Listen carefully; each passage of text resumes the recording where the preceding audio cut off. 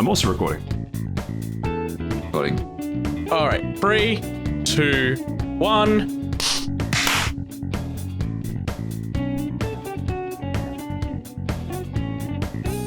Hello, Internet. Welcome back to the Fast Travel Lounge. You're listening to episode 70. My name is Patrick. I'm joined by Saif. Say hi. Hello. And Steve. Say hi. I don't know what that noise was, but it sounded close enough to a hello that it probably makes it through the profanity filters. Now, I'm going to come out of the gate swinging, guys. I'm kind of sad about this episode. Why is it because I'm getting sick? Wait, hang on. Why you... Is it cancer? It's cancer, isn't it? No, it's worse. It's COVID. What a weird thing to say. Did you actually get yourself tested? That thing still exists? Hold on. Hold on. Watch me do a rat right now. No, I haven't done a test, but basically everyone else in my family has. Everyone else in my family has tested positive, and I'm going to do a rat tomorrow. Wait, Steve, are we safe?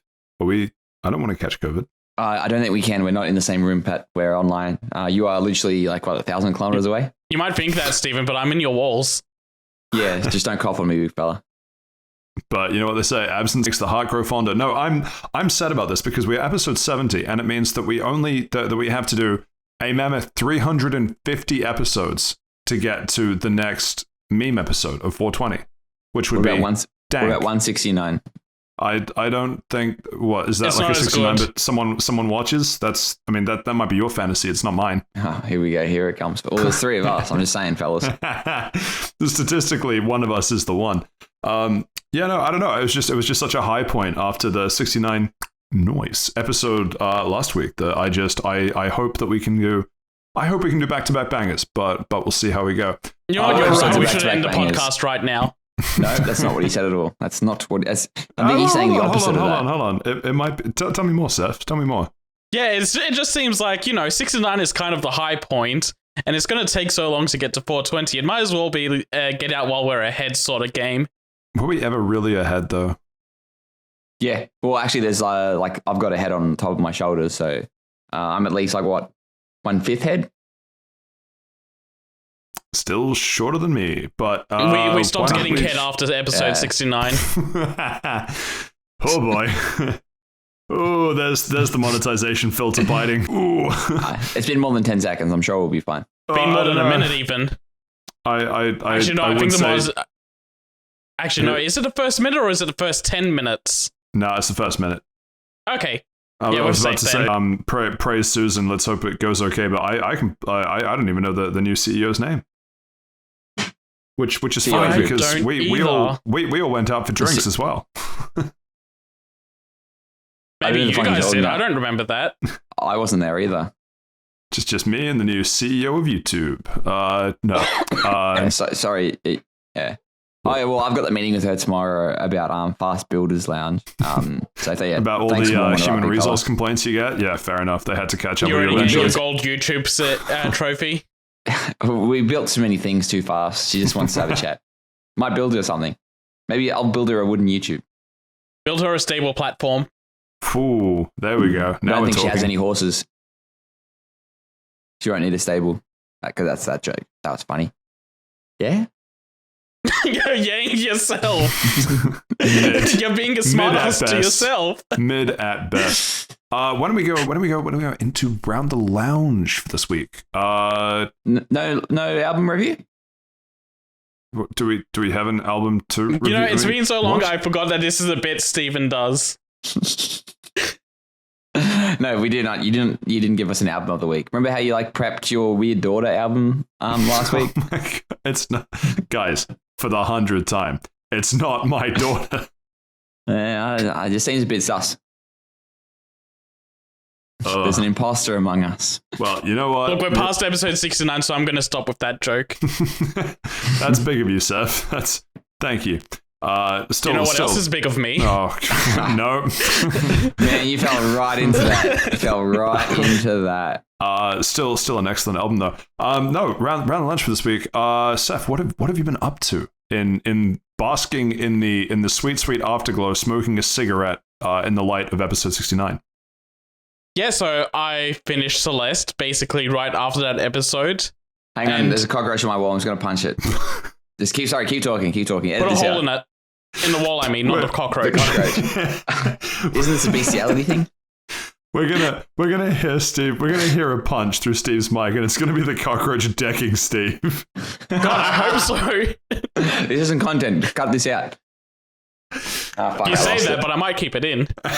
Just that's what Steve said to his wall. All right, well, I lost it. No, I found it. It's on my desk now. Quick, smack it with a thong.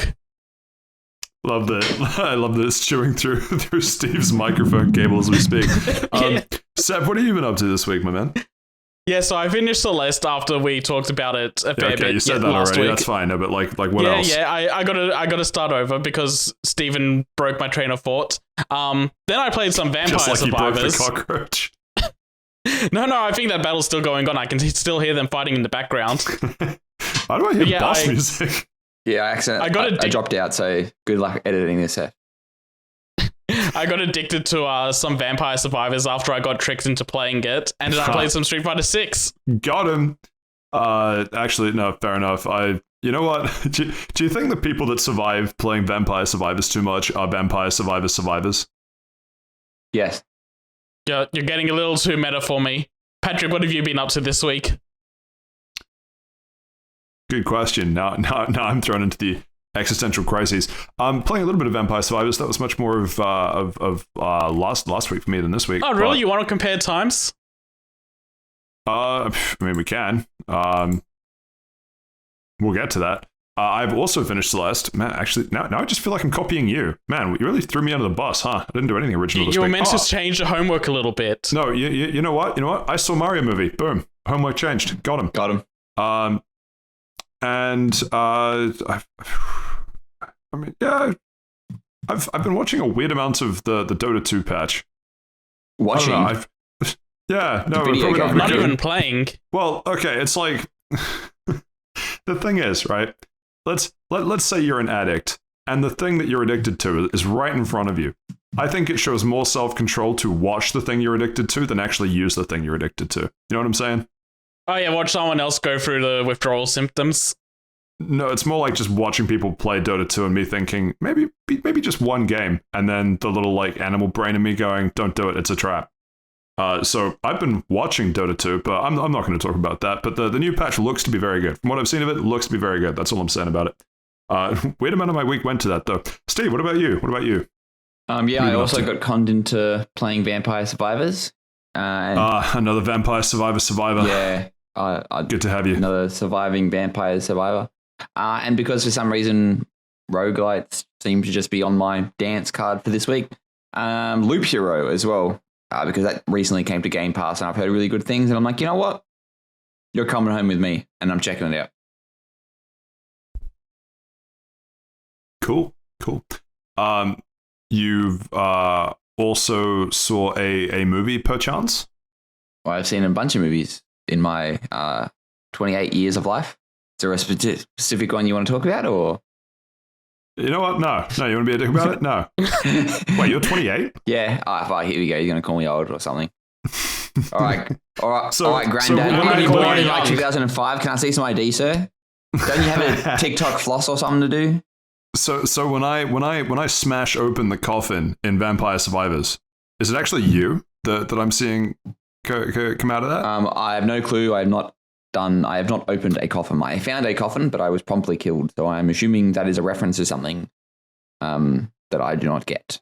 I am not very good at Vampire Survivors. Wait, hang on. You opened a coffin and died instantly? No, he saw it, but you got to kill the enemies around it first, and he got killed by those. Okay. Yeah. Awkward for you. Yeah. Sorry, I've got a life outside of video games. And what? I don't know. This is getting a little too aggressive. You know what? Fuck this. I'm gonna start screaming. Don't worry. We're gonna take the testosterone down. I'm gonna talk about Mario movie. All right, now that's a good movie. I enjoyed it. I I'm basically going to end up mirroring the points that you talked about last week. Very cool. There's no plot. I don't want there to be a plot. I didn't go into it wanting there to be a plot. I went in there for the fan service, and there was a ton of fan service. I enjoyed it. Very cool. Yeah. Is that basically the Mario movie section done? Pretty much. I think the use of licensed soundtracks was entertaining. How'd you think of Jack Black? Oh, love him. He's really good in it. How could you not? Yeah, he's really good in it. I haven't even seen the movie, and I love him because I saw the Peaches video. Peaches, peaches, peaches, peaches, peaches, peaches, peaches, peaches, peaches, peaches. Yeah, man, what a tune! And it made it like what the Billboard top 50. Tune. Okay, real. We did it actually. That's so good. Yeah, I'm pretty sure it did. Yeah, that's fantastic. There is one thing I don't know. Maybe this is a sign that I'm getting older, but I watched it in cinemas as actually. As God intended. No. Well, as God intended for everyone except Argentina. We'll get to that. Who fucking just streamed it live on TV, which banger job, Argentina. Good luck with the legal ramifications. Doug Bowser ain't going to be the only legal slave to Nintendo by the end of the month. Anyway, no. So I don't know. Maybe this is just a sign of me getting older, but me watching it in a cinema full of kids. And it playing out the same. Oh, hold on. I thought you had a restraining order against those. Rats. No, Seth. That's schools. Cinema is fair game. Huh. Funny way I put it, praising it.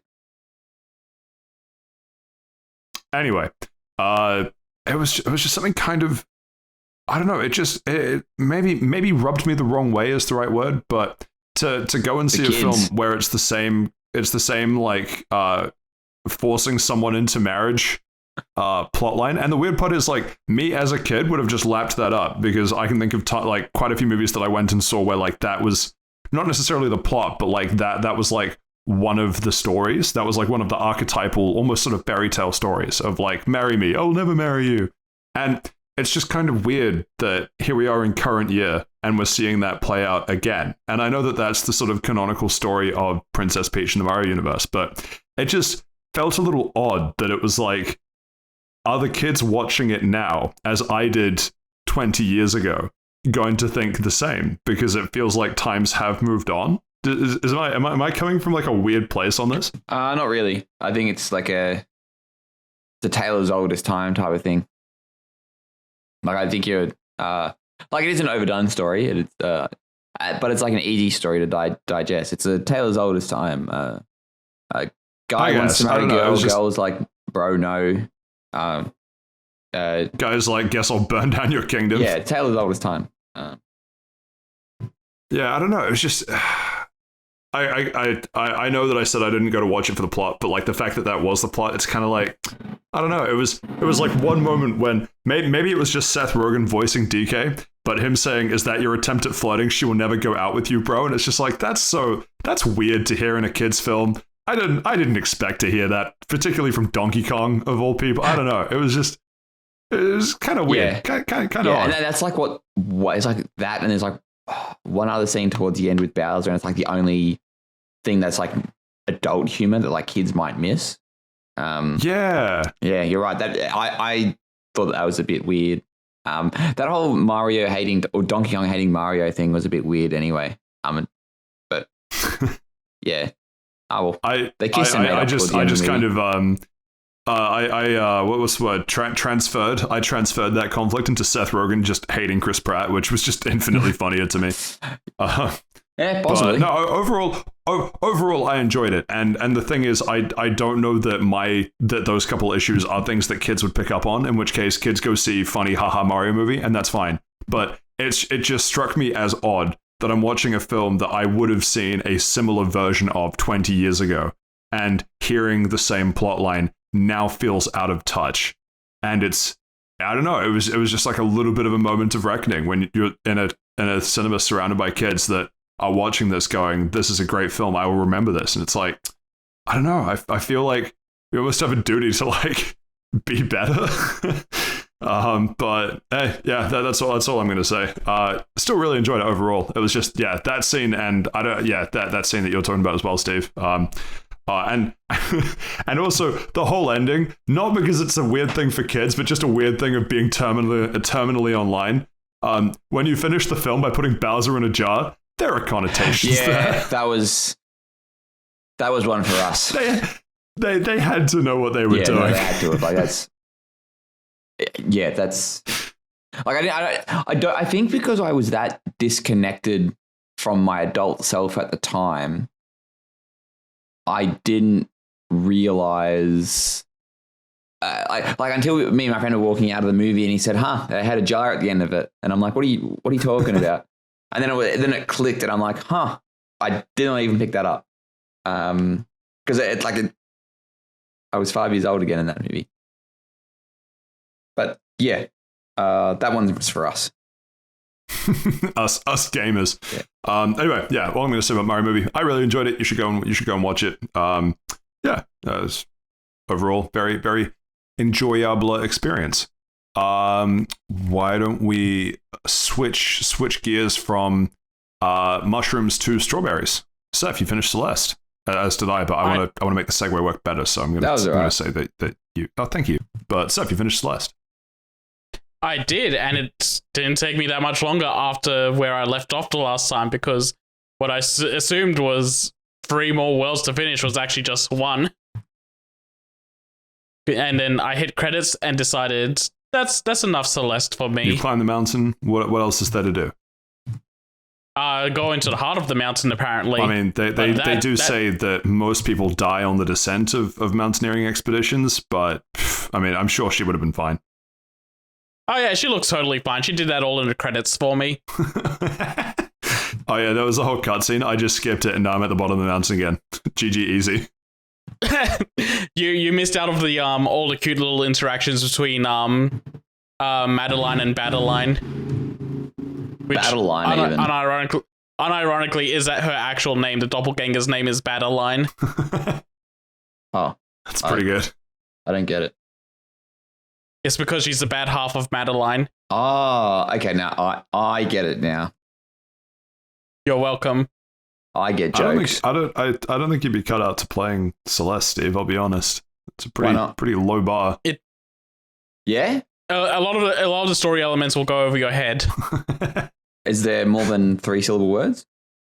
Yes. Yeah. Not actually, for me. a few of them. Me yeah. in the slightest. Nah, it's that's fair. That's fair. Hello Kitty Island Adventure. It's waiting for you, bro. There's some DLC, a few microtransactions for you. I know you love them. I was gonna just play Garfield Kart.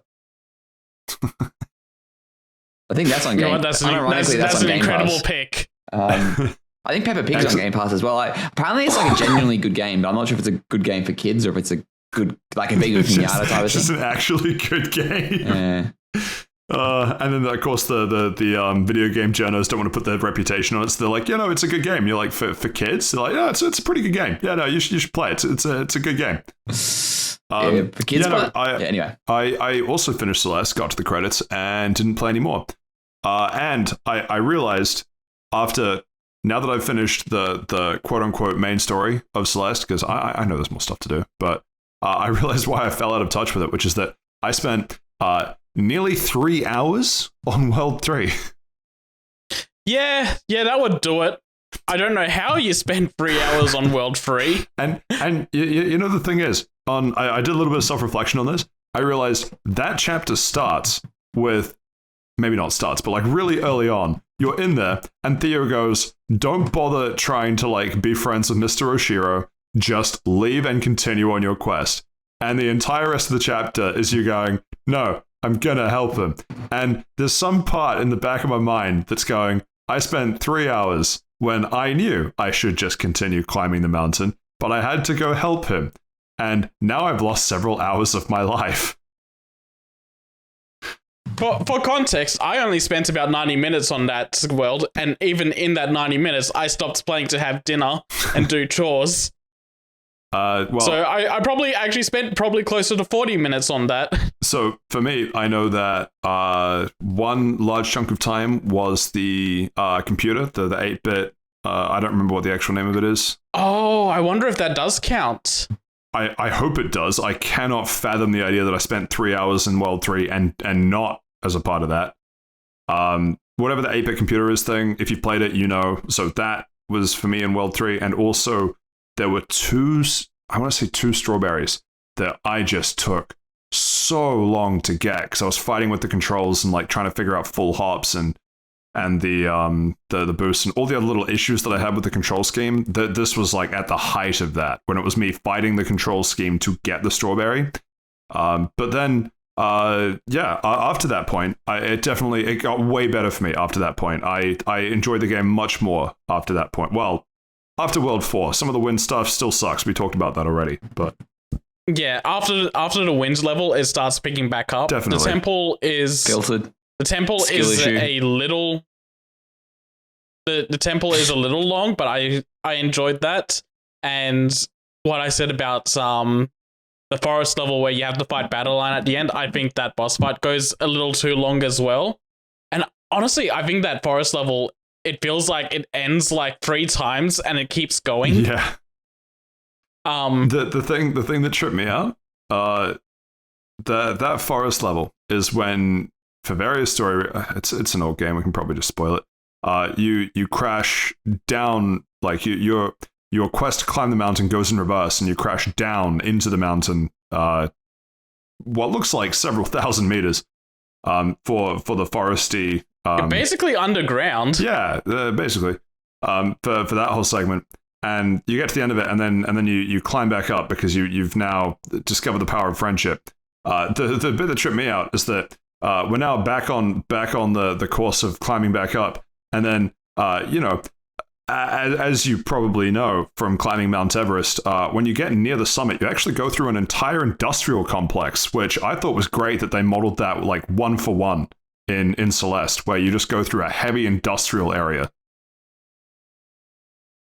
I did not notice that. Or, well, rather, I didn't know that. You didn't notice going through what was basically an abandoned cityscape when you were very close to the summit. No, I mean the Mount Everest part. I didn't know. I was joking. Unless you're bullshitting me. Yeah, that was a bit. My I comedic trusted genius you. is lost on you. I trusted you a little too much. Call me Beth, because I'm the evil doppelganger of you. That, oh god, that, even as I said it, that didn't go well. That was a weird thing to say. Yeah, I feel like Thanks, Steve. I feel like I appreciate it. I feel like gameplay wise, that final chapter is where it clicks the best, everything together. It is very good. And I guess I don't know if I want to continue playing it, honestly, because it's like those early chapters were just very much not my speed sort of thing. Like the entire game's control system isn't my speed. Would you say not quite your tempo? Yeah. I hear the B-side and C-sides are a lot better, but I don't know if I'm willing to give them a shot. And to do chapter 8, I need to replay levels as well, to go get all the blue crystals within them, like the blue heart crystals. I only found one on my initial playthrough, and that was in chapter 4 with the winds level. I'm not even sure if I found any. Like I didn't go as hard on exploring as I perhaps should have, but I got every strawberry that I saw, and I was still about 20 strawberries short of you when we both finished the game. So yeah, I'm just bad at platformers, I guess. Yeah, no, it's not so much a bad platformers thing as an exploration thing, because I still missed a good chunk of strawberries, and I missed the crystal hearts in every chapter except for chapter 4. So it just feels like there's a lot of stuff to find in this game. And that's going to require a point of, okay, maybe start pulling up a guide and looking for things, and that's going to be a little more draining to do, yeah. And I don't know if I want to put that effort into this game. No, I 100% agree. I'm going to keep it as that I appreciate the story and the themes and messages it did, which is to finally reveal to everyone what that is, because we just keep dancing around that every time we brought it up. It's a story about depression, acceptance of yourself and your feelings, and that a you little should bit of just eventually give up. Yeah, there's a part where it's just give up or throw away that depressed side of yourself and make it hate you even more. There's a little bit of trans undertone in there, which is nice. And yeah, it's just a really well done story for to highlight depression and self-acceptance and how to cope with those feelings. But yeah, it's one of those things where I hit the credits, I've gotten what I want out of the story. The gameplay didn't do it for me that much, so I'm not going to bother with the post game. Yeah, that's probably fair. I still think the biggest issue is how slow and hard it feels to move around when you're not dashing in a particular direction, but then conversely, how much easier it feels to dash in a particular direction. So reconciling that is a bit hard for me in terms of wanting to do the post game, but maybe I'll check it out. But for now, I'm content with where I got to with Celeste. Any final thoughts from you before you give it a score out of 10? No, I think I've gotten pretty much everything I need to say out of it. All right, so what's your score out of 10? I'm giving it a 7. Yeah, fair. That's actually about what I was thinking. 7.5. So yeah, no, like I recommend people play it. It might not be my favorite platformer, but it definitely has its merits. It's always cheap enough to recommend. Yeah, I came around to it a lot more than I thought I would in the second half, which is a hard sell because to tell someone to kind of slog through parts of it earlier on, at least like I did, is a bit of a turnoff. But I feel like I've been saying that about a lot of games recently. Like Life is Strange 2 was the similar thing of like, it gets clowny in the middle and then gets better again. It's like, yeah, just take my word for it. It gets better. Trust me, bro. Yeah. So when you guys say it was like or when you specifically, Pat, say it was a slog through the first part, how long? I spent 3 hours. 3 hours. Yeah, but what was that? You just getting stuck? Is that you not being very good? Because as someone who hates platformers, and yeah, I've sort of talked about little bits of it in previous episodes, but it's basically the control scheme is the main thing that tripped me up. Yeah. So it's not the fact that it's not the fact the platforming element is bad. It's the fact that the controls don't gel well with the platforming required. That just seems very frustrating. Yeah, it tries to be a hard platformer as well, or rather a tricky one to navigate. Yeah, it's there's a combination of two things there. There's definitely an element of the game is very punishing unless you get what we were talking about with needing to do sort of like pixel perfect jumps. That gets instilled in you very early on because the game doesn't give you a lot of wiggle room after world 1 or 2. Basically, like after that point, it's like, oh yeah, don't make the jump, you die. But then it also sort of harkens back to what I was talking about with, it's not that it overstays its welcome, it's that, again, this is specifically in the context of a 3-hour-long World 3 for me, but there isn't a huge amount of innovation you can do with the movesets you're given in a particular world. So, again, I compare it to Neon White, where the levels are very fast. It's very high intensity. That seems like it's an unfair comparison, though. Like no. But the point that I'm trying to make, it's not to compare apples to apples. It's to say there are mechanics that are introduced in every major world in Neon White, and the number of levels you do within each of those worlds means that the mechanic always stays relevant or fresh. But the first thing you get introduced to in Celeste is you now have a dash, and it doesn't feel like through the early levels, there's enough of a variety that when you're spending upwards of an hour going through some of these levels, that you feel the level that you just completed is meaningfully different or that you had to do in a different sort of way compared to the level before that.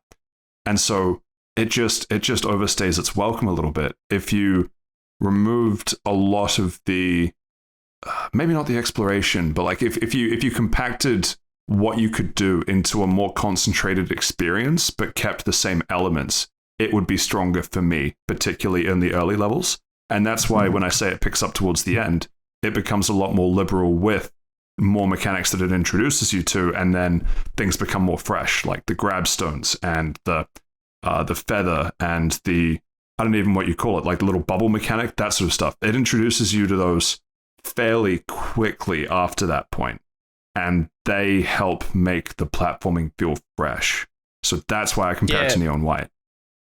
I think the weird gimmick that would be for the hotel level is all of those it's, I don't even know what to call it. It's like goo or shadows, and some of them are like, oh, it's bad thoughts, it's bad got vibes. Little roots. It's the bad vibes. Yeah, bad vibes. And it's like, oh, there's this little bit of like grassy bad vibes sticking out of the walls and floor. You can step on it, But the moment you move off it, the bad vibes are going to grow there. And then if you touch that spot again, that's an insta-kill. Yeah, never owning a house. Yeah. Yeah, exactly. Mortgage rates rising. Always onto this topic, aren't we? Yep. Yeah, that's what I mean when I say that it's a little unwieldy. And so that again early on, that compounded with when it's early on. In my case, I was fighting with the control scheme. It just compounded into not a great experience at times.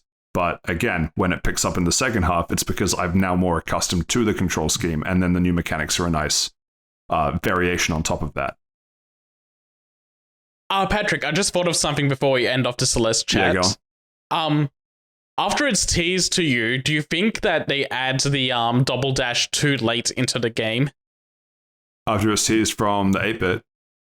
Yeah.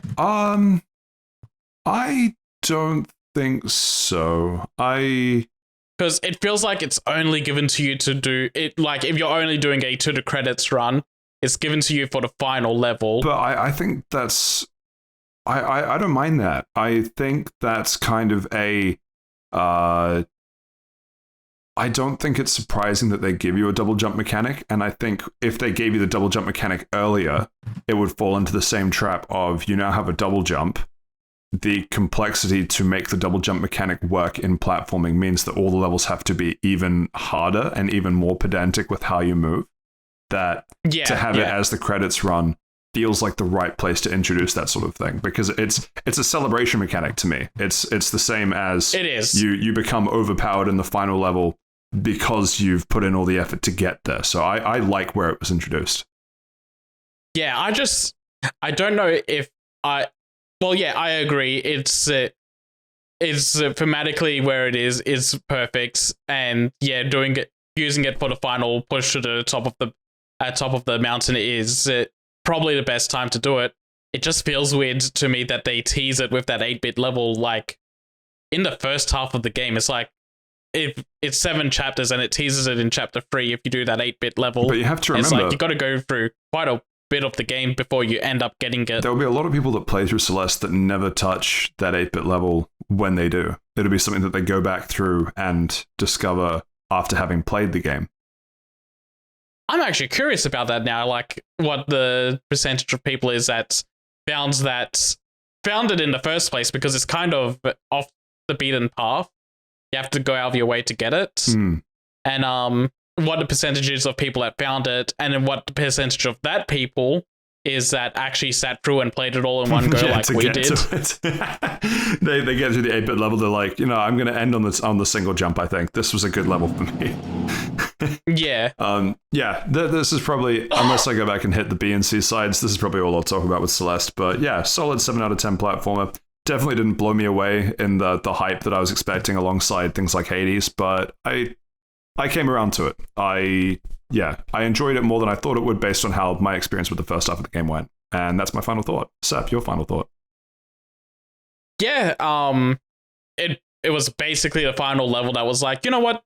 This was worth playing through. Everything else before that was just like, yeah, this is fine, this is okay. There's a weird dip in the middle, but that final stretch of the game was really good, and I would recommend people check this out, especially since it does go on sale quite a bit, and it's cheap enough as it is at a default price.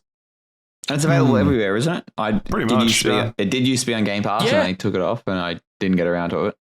There are too many games out there. Actually, maybe they should start taking more games off Game Pass so you have less to worry about. All right, big fella, look at these. I know that I just said that was my final thought, but I am curious. How did you play Celeste, Seth? I played it on Steam with a PS5 controller. No, okay, fine. But D-pad or analog stick? Oh, mostly D-pad when it came to using the feather analog stick. Yeah, okay, same. No, that actually is exactly how I did it, just with a PS4 controller. Yeah, it was weird playing a maybe not that it was that weird, but it was novel for me playing a game specifically with the D-pad when the analog stick is available. It's not often a decision that I make like that. Anyway, no, I just thought that was interesting. Yeah, for 2D games, I mostly do D-pad. Yeah, cool. Fair enough. Sweet. Why don't we swap from the hero that climbed Celeste to the hero of Fruit Loops, Saif? You are the Fruit Loop hero. Not your best, big fella. They call you Toucan Steve. That's the name. It's Toucan Sam, the name of the Fruit Loop mascot. Try again. You know what? Let's just skip it. Let's skip it. No, let's skip it. Shut up.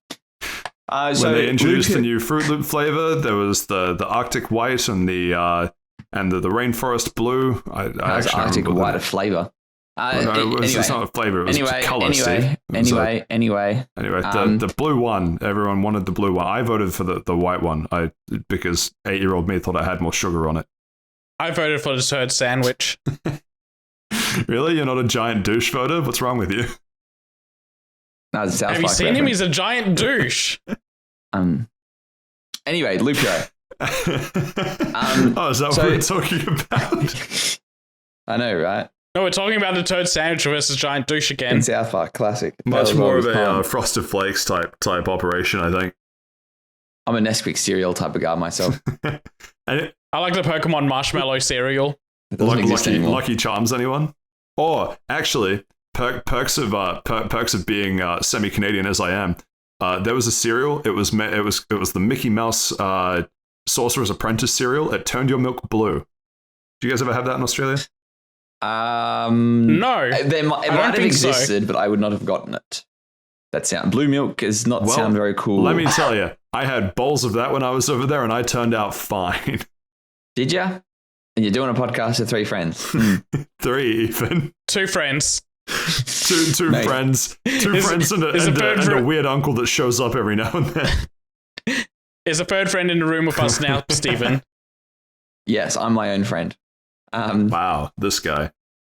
Anyway, Loop Hero. Anyway, sorry, back on topic. Final Fantasy 14. Oh, yuck. No, so apparently you can rent houses. Oh, man, I need to re-sub for that. Thanks for reminding me. You don't. You don't have to. Sorry, I had a re-simp for that. But yeah, Steve, Loop Hero. That's what I heard as well. Anyway, so Loop Hero. So Loop Hero is a roguelike game that came out in end of 2021, I believe. That's all the time we have. Thanks for that, Steve. Cool, thanks, Chapman. Yeah, close that loop on that one. All the best. Every week you do that, and every week it gets funnier, Pat. Let me tell you right now. It just loops and loops.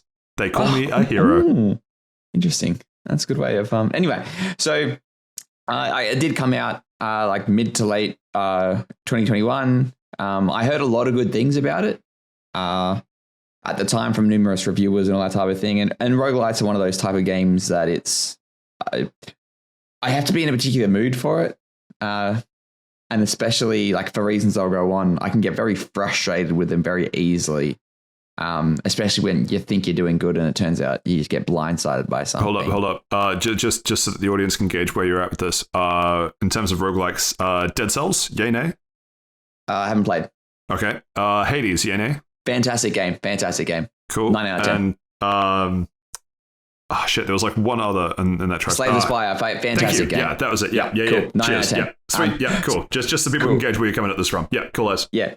So the premise of this is that like the world that the hero sort of is living in has sort of just been erased, and it's a couple of like key areas have been turned into cards, and that's pretty fucking much it. So every time the hero goes out into the world, a path is generated, and that path is generated in a loop.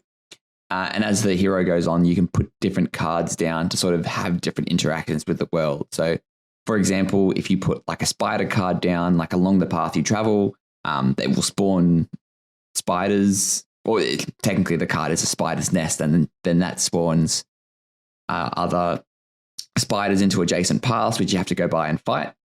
And there's like beneficial cards like meadows that will like increase your health at the end of each day, because of course there's a day mechanic. There's mountains that increase your maximum health. There's deserts that reduce the maximum health of everything within the screen. And it's got all those type of interactions. There is you do not control any of the combat in this game. It is essentially your hero is put on a path. You press the play button, your hero goes around the path and automatically fights. And then that's it.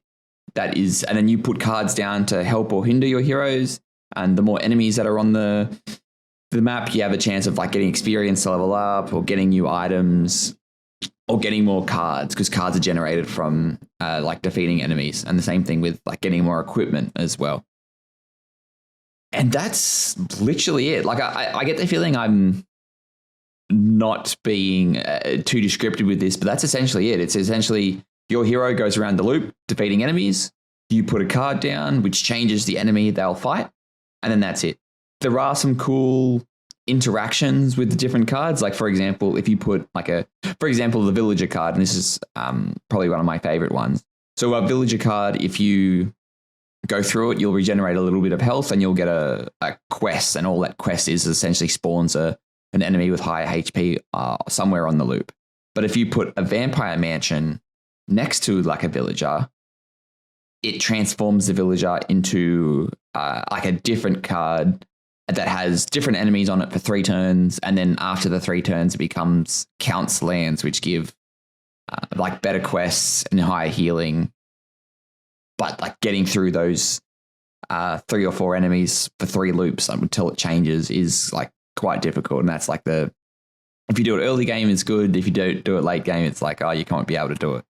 And that's essentially like the loop mechanic.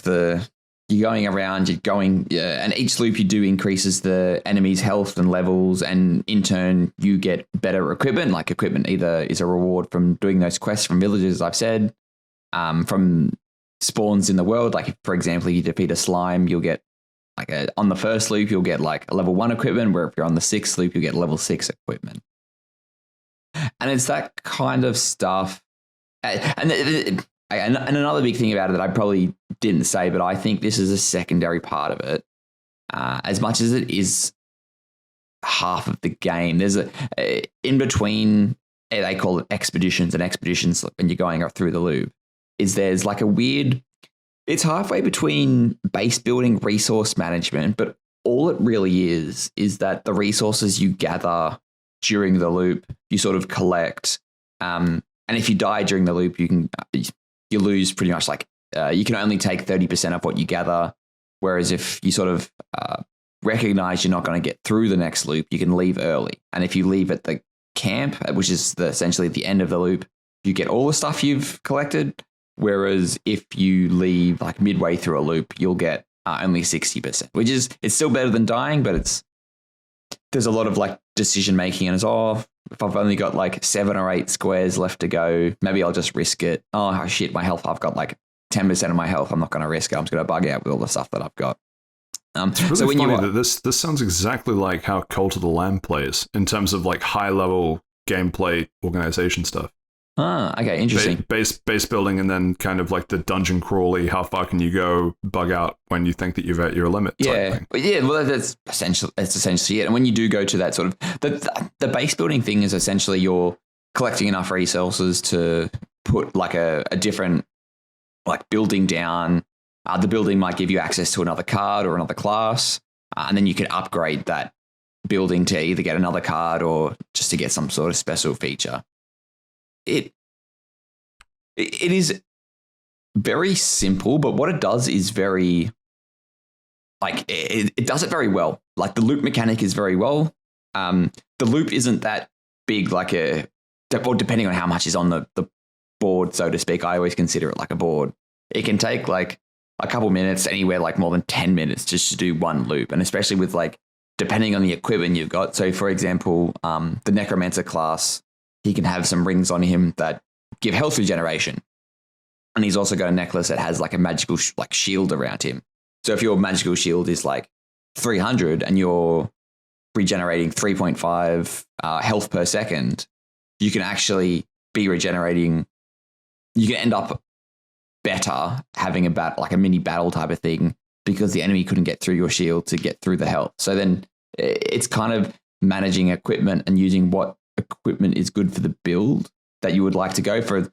So the thief wants to do like a bit of, or not a bit, like he wants to go like very high evasion to the point where it's like, if you have the right gear, you can pretty much dodge like 70 to 80% of all attacks that come your way. But then at the same, what's like you talk about combat? Is this Hades? You're in a room, you kill everything in the room, real time thing, or Slay the Spire? You take turns, or top down 2.5D? Like flesh this out. I don't have a good picture in mind as to like what you're doing. So it is 2D, and all you're seeing is you're watching your like the hero battle the enemy, and it's like it. I get the feeling it for the game mechanic it is turn based, but it looks like you're watching your hero like do a sword swing, you're watching the skeleton do a sword swing, and then it sort of plays out. If that sort of makes sense. Like it's literally you're an observer watching it. Like you can change the speed of how fast they fight, but you don't interact with the combat at all. So it's an auto battler. Essentially, yeah.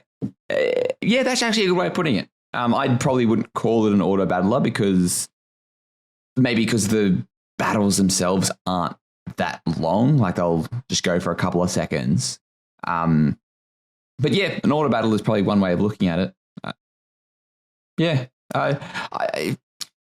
So getting onto my opinion of the game, man, I don't know how to if I am enjoying this game, because I had a couple of like really good runs when I first started, and I thought the game was like, oh cool, this is like the better you go, the luckier you get with the RNG jobs with the equipment, and the sort of it better you make it, the better you feel with it. But of course, because it's a roguelike, it's always going to get harder and harder and harder. And you'll do like, for example, like let's say you get really good equipment at the start, you'll just like carve through it. And then if you don't get equipment that replaces it, you'll literally struggle in the later levels to the point where it's like, oh yeah, like I breeze this loop. Oh shit, the next loop I've lost. And like I've lost like a lot of my equipment. And the expeditions don't go for too long. Like probably 10, 15, maybe 20 minutes for a really long one.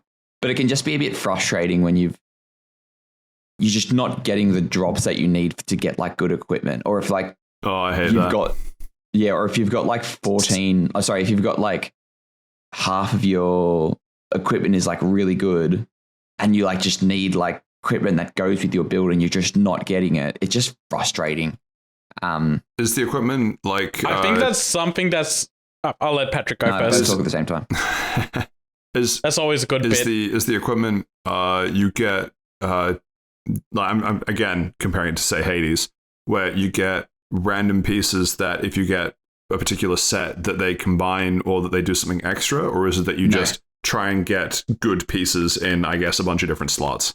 Yeah, you're trying to get good pieces in a bunch of different slots, but it also depends on what you start the build as. Like there's a bunch of different builds. Like there's if you choose pieces with vampirism on them, your character will heal health as they attack. But if you've got like plus like 5% vampirism, that's not very good. But if you have all like 4 or 5 pieces of your equipment decked out with vampirism, you can be doing 25, 30, 35%. So you pretty much retain a lot of health. But if you're not getting those pieces, it's just frustrating. It's like you'll be like, yeah, cool, my build is almost there, and you'll be getting gear that and you're on like paper on that is better. Yeah, and you're like do I pivot? Do I persist? Yeah, and sometimes the pivot does work, but sometimes it doesn't, because there's nothing more frustrating than like you pivot. It's like, all right, cool, vampirism isn't working, I'm going to go with evasion because I've got like something that literally gives me 20% evasion, which is like very rare and very good. And then the next drop, the next vampirism.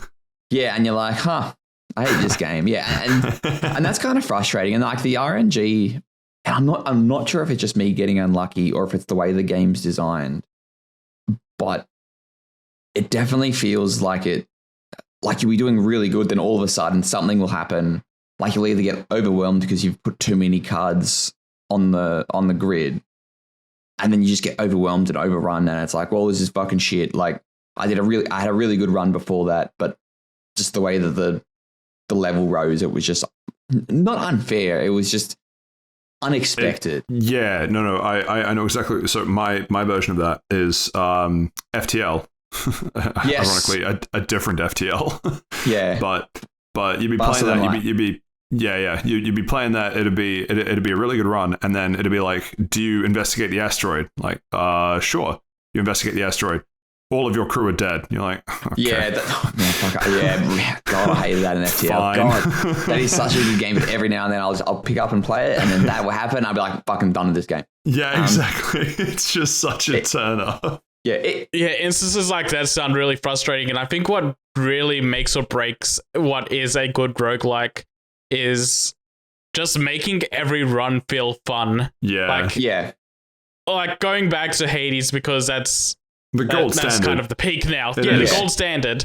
It doesn't matter what you do in a run of Hades, you're always going to end up having an enjoyable run in that game. I feel like even a bad run is a really fun to do run. Yeah, so I was comparing it to Hades in my head, and in my notes I've got, it's sort of like Hades. But now that I'm thinking about it, Hades is very like, it's skill based. Like if you can get the worst boons in the world, and if you're good at the game, which you sort of are the more you play, you're just naturally leveling up Zagreus' abilities as well, so you get hit like just at a base standard. He's getting stronger, so you're able to get further just based off upgrading him. Yeah, exactly. Whereas this one, it's literally nothing but RNG. There's like it is like a Slay the Spire in the way that if like you go the wrong path and you get like the shit card draw, it's like, yeah, all the best. Surprise. You have to make do, but like I'd say probably about 60, 70, sometimes like 80% of the time I'm making do.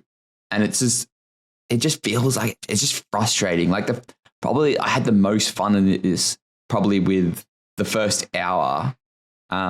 Before you realized, before it settled in that was how it was going to be. Yeah. And maybe this is because the cards you put down, you sort of like make a deck, and there is like deck limits or that kind of thing. And maybe the amount of cards you've got are very small at the start.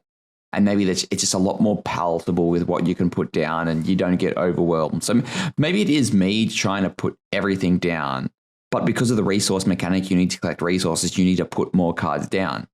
And the way that there are chapters is probably the best way I can put it, because like there is a boss you can face at the end of the loop, but the boss can only be encountered if you put enough cards down. Right. And so that I'm up to chapter 3, and you have to put a significant amount of cards down. There is a bar in Loop Hero's credit. There is a bar that sort of shows the progress in the top left-hand corner of the screen. And I haven't gotten that more than 80% over. And it just gets overwhelming, and I'm not really sure what I can do about that. Like there are a couple of cards I need to unlock, and maybe that will sort of help. Like there's a for lack of a better word, there are scenery cards that like don't really spawn enemies, but they interact with the world with other ways, like giving you health or at the end of the day or something. And maybe that would help, but it just seems like if I have to have this card to be successful, but to get that card I need like 6, 7, 8 upgrades to the town. Like it's just frustrating, and it's forcing me to do loops instead of progress. And I sort of understand maybe that's what it's trying to do. Hang on, that cockroach has come back. Let me punch it in the head. All right, I got it. Oh, yuck, that was a big cockroach one. is coming back to finish the job on you. Yeah, he's in his loop. Where's your card now, big boy? Yeah, he played the Steven card. Steven, I've come to bargain. Yeah. Steven's the boss. The cockroach made it past 80%. Yeah, but yeah, like I'm enjoying my time, and the more I'm talking about it, the more I'm probably seeming a bit negative on this. But I think it's because the game is so simple. I don't think it's that you seem negative. It's just it seems like the sort of game where you're like let's say, I guess I'll put it a different way. It sounds like this is the sort of game where your average run of the game, if your enjoyment is 0 to 100, your average enjoyment of a regular run where like. Let's say you do 100 runs, your average enjoyment of those runs would be 50-55%. But the runs where things go well, that spikes to like 90%. Yeah, that's correct. Whereas Hades, your average run is maybe 80%. And so when you have a really good run, it's not that much better. Do you know what I mean? Yeah, no, I see exactly what you mean. And that is probably true. Like a good run feels really good. Like you've got all the right stats in all the right places. You're like 1-2 shotting enemies. They really can't touch you. And there's like a bunch of stuff on the board, so you can see that you're making the progress. But if you're just not getting... Number go up. Yeah, the number go up. But if the number doesn't go up in the right places, it's like, oh shit, I can't do anything. And there obviously is well, there's not a ceiling per se, as in I don't think, like apart from the bosses. But like with every loop, regardless of how many enemies you put down, the enemies level up. So you can essentially just let the game run if you really wanted to. I don't know why you would. And you could just collect a bunch of resources, but you'll eventually get to a point where it's like you just can't beat the enemies, and that's probably is that ceiling. But yeah, I am still enjoying this. I highly recommend it if people enjoy roguelikes. If you don't like roguelikes, where would people be able to perchance play it if they it's were on Game so Pass. inclined? That's why I started playing it. Okay, but like where do other people actually play it? Real people. Where do real people play it? So it's that's what I said. According to Wikipedia, it's on Switch, Mac OS, Windows, and Linux. So I'm Is it assuming coming to it's on Steam. Switch? Hopefully not, because the Switch does not exist. Is it coming to the Ouya? It could be the first game on a Switch. Is it coming to the Ouya? Hopefully. If you're The KFC console? cave. Do you think it'll run on 3DO? I don't know that word, but yeah, sure, why not? You probably play it with a DK bongo drums as well. Play it on your Xbox fridge? Oh, hang on, let him cook. What about my Samsung fridge? No. That's only for Skyrim. And Dark Souls. Yeah. Oh, yuck. But yeah, And Doom. I'd give it probably a 7 out of 10. It does seem a bit more.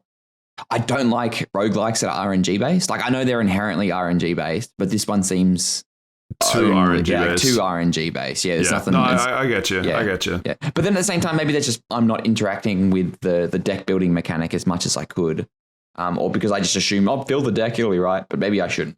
So maybe is this a game? Is this a game that you'll likely continue playing and give us updated thoughts on, or is this last we'll hear about it for now? I don't know. Redfall comes out next week.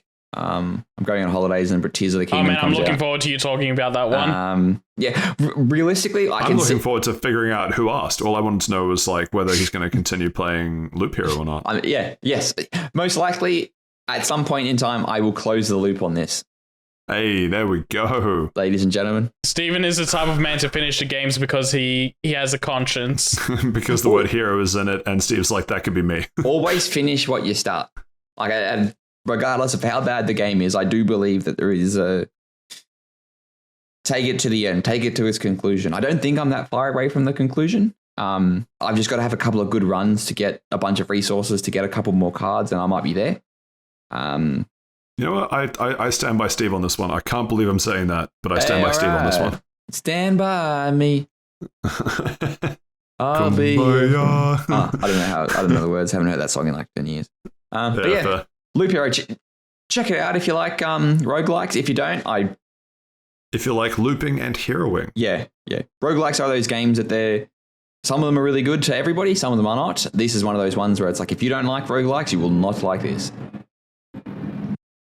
Fair enough. And bouncing from one roguelike to another. Hi, I'm Patrick, and I've survived vampires.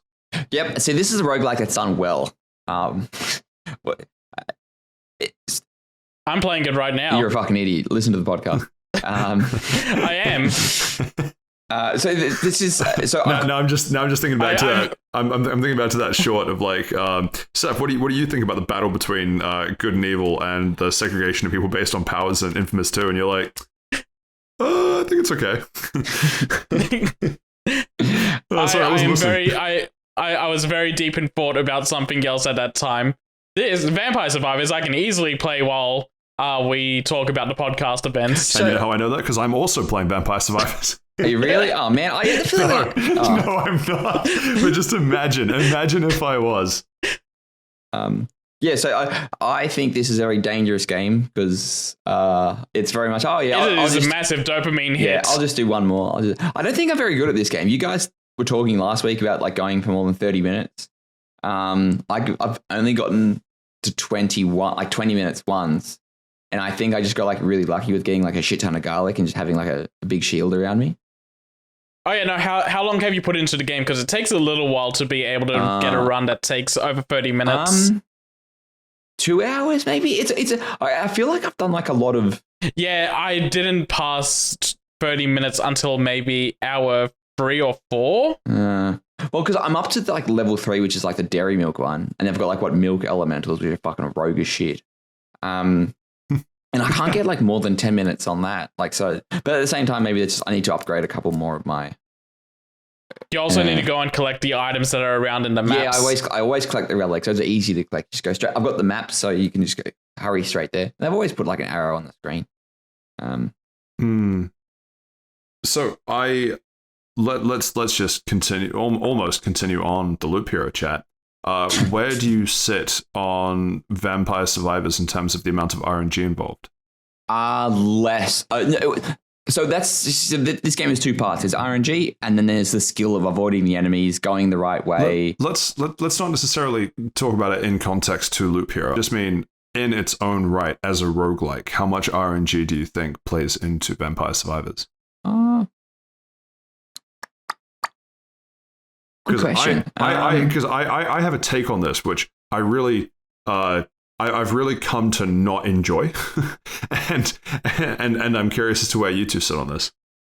I think that there definitely is an element of RNG, and it probably is a bit higher than what like I give it credit for, because essentially the only skill in this game is just avoiding the enemies. But there is a sort of certain skill in picking the right, for lack of a better word, boon, because I'm using the Hades term. No, it's. I mean, I call it power up because it's not really a weapon. Yeah, there's also kiting the enemies.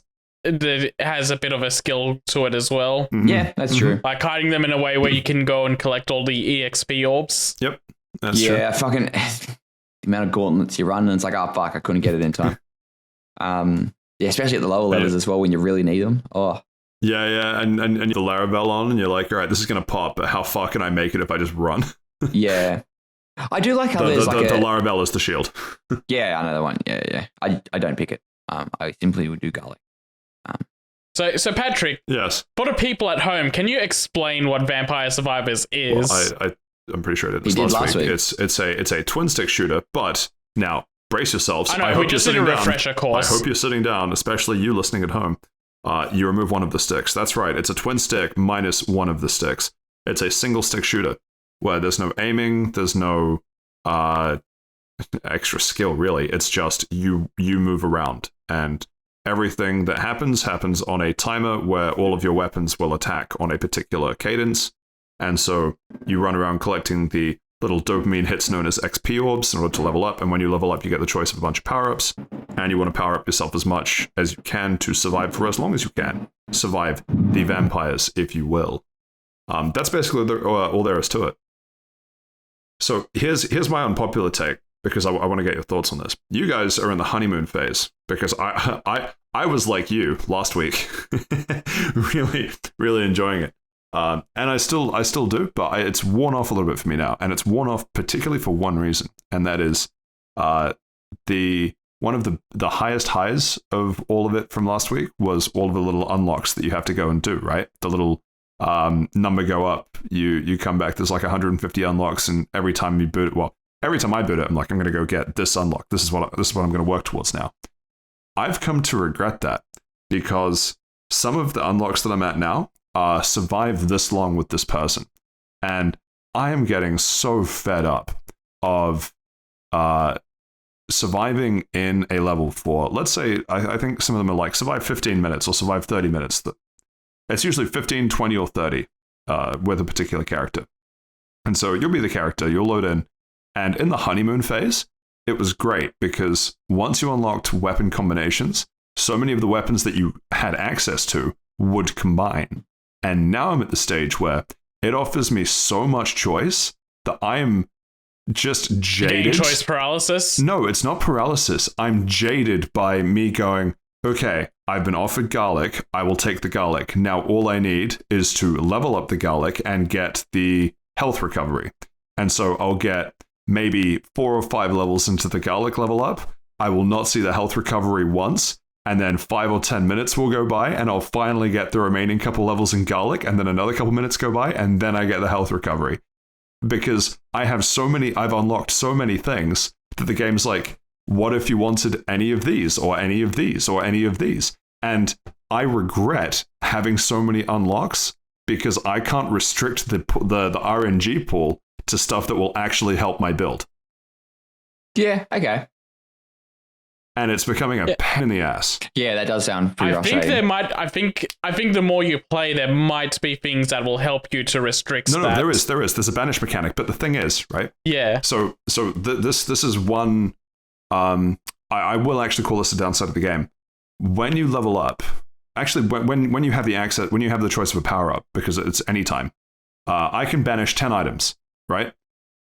It's a false choice, and I say it's a false choice because I could, from level 1 to level 2, banish an item that I will never use. Don't need to worry about it.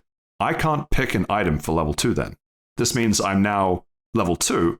Having the same weapon as I had at level 1. I see what you mean now. Banish you don't 10 get a rechoice. items, You don't get the rechoice. Yeah. I use my choice to banish or skip. Those are two different options I have, banish or skip, and I cannot pick something in the middle of that. So it's a false choice because if I'm banishing the items to restrict the RNG pool, I still need to play catch up to get all of those items back. And it's like, I've made it to the end game enough times that if you make it to the end game and your build's good, you're fine. There's like a hump at like I probably would call it about the 20-minute mark, Steve, which like I was like you last week.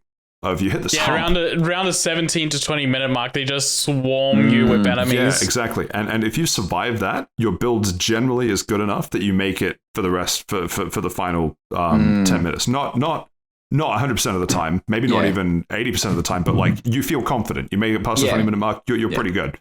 The problem is... Yeah, there was a run where I died at like the 28-minute mark just because I wasn't kiting around properly. I probably could have survived that. But yeah, it was just... It got a little overwhelming in that last little bit. But that's... So it is possible to die after that 20-minute mark. I died at 29:30 once. I was pissed. but the thing is, you make it past the 20-minute hike, you get so many levels in the last couple minutes, where normally it just offers you money or health because you've already leveled everything else up. So if you've skipped or banished items, that's when you'd catch up at the end. But you don't need to catch up when you're at the 28-minute mark. You need to catch up in the 10 to 17, 10 to 20-minute mark, where the game punishes you by the first wave hits. By skipping or banishing.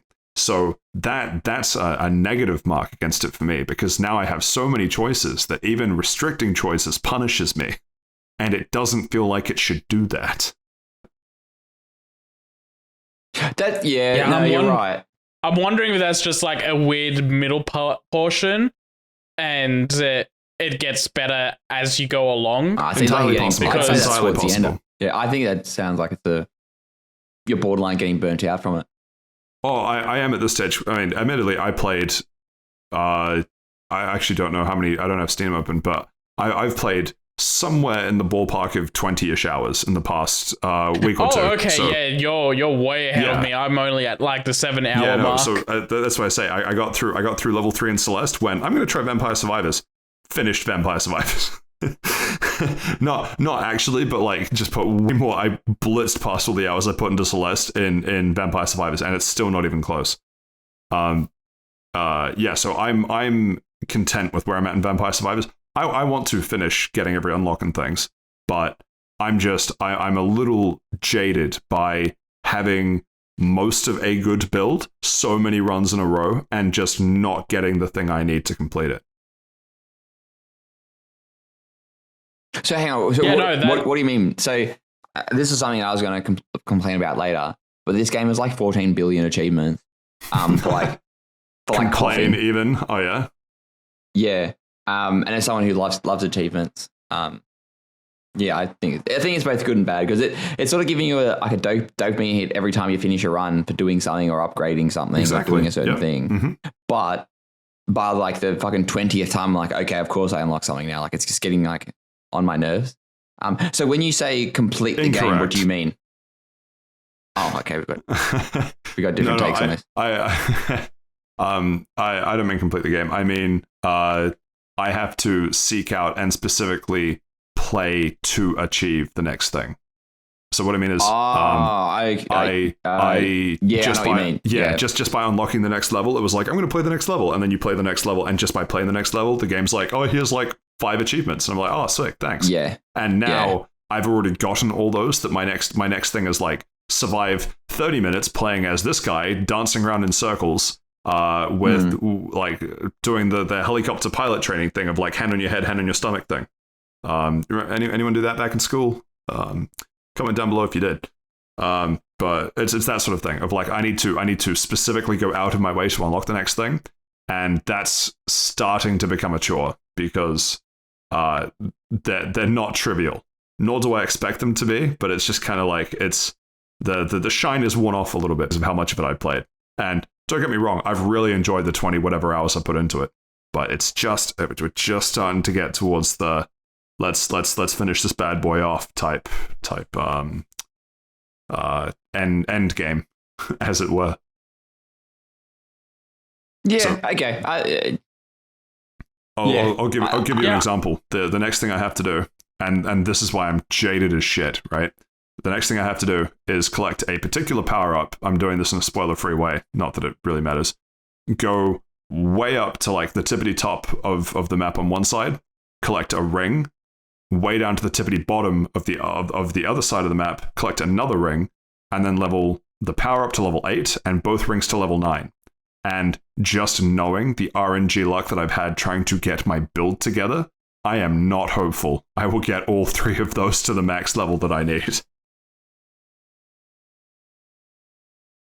Yeah, okay, that sounds like that's sparked. You'll be there doing that for a while. A little bit, and because the thing is, I can imagine I've put 29 minutes in, and I've leveled up once more, and the game's like, hey, rather than giving you this thing that you need, how would you like this completely unrelated? How would you like the clover? How would you like to boost your luck by 10%? Yeah.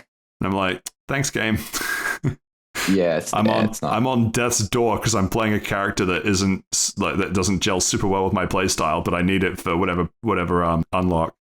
Can you just give me the power up? And the game will be like, no, no. We're gonna make you banish every other thing first. Yeah, well, look, you can put the game down if you're done with it, big fella. I can, and I have. But you reckon you won't go back to it? No. I'm going back to it. But I'm just, that's what I say. Shine's wearing off. I'm content to let it sit for a bit. I'll come back to it. Yeah. They always come back. Yeah, it's one of those things where it's like, I don't know. I've seen my brother's save file in this game, and I've seen how you get at the very end of the game. Because he's done everything in this game. I think he's even done all the DLCs that are out now.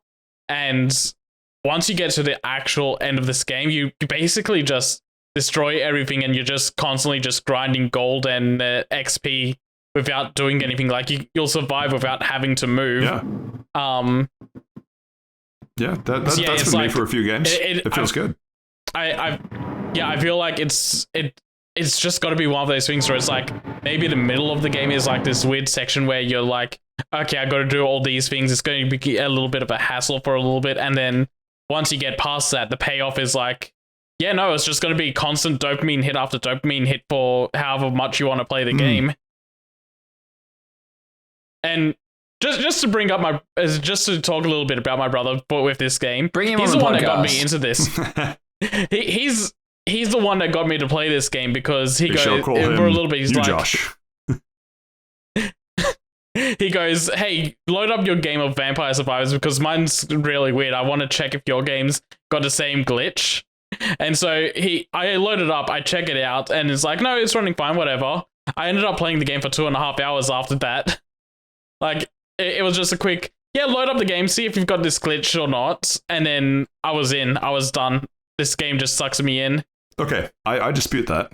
I didn't get it. I'm using air quotes again. I didn't get it for the first 30 minutes to an hour. Once the 30 minutes to an hour hit, I was like, I get it. I'm in.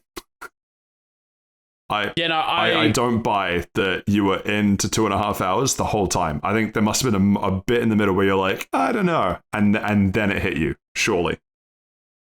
No, I was just playing, and then I turned it off. I was like, I was playing that for 2.5 hours. I think I get it. I think I understand the appeal of this game. But you know what? I should play for another 2.5 hours just to check. Yeah, no, that basically happened because that night I went to sleep really early, woke up at like 10 o'clock at night, and I was up for like 6 hours, and half of that time I was playing Vampire Survivors. Nice. Favorite combo weapons that you've found so far? Garlic. Oh, I haven't gotten any combo weapons yet. Okay. Well, just favorite weapon in general. Garlic. Garlic. There's something very satisfying. Just sort of it's a toss up between garlic. Is this something very cool about like when you in the early game running when you through get spiders, running straight through them, or even in like the later parts. When there's that huge wave of bats that just dives at you and you've got the garlic and it just shreds them. Yeah, eat bucket shit, and then you like get like 3 or 4 levels straight out of it. I'm a big fan of lightning as well, especially if you get that the thing that increases its area. The duplicated rink. That plus the candelabra, I think it is, and it like gives it more of an area of effect. Yeah. Yeah. Saif.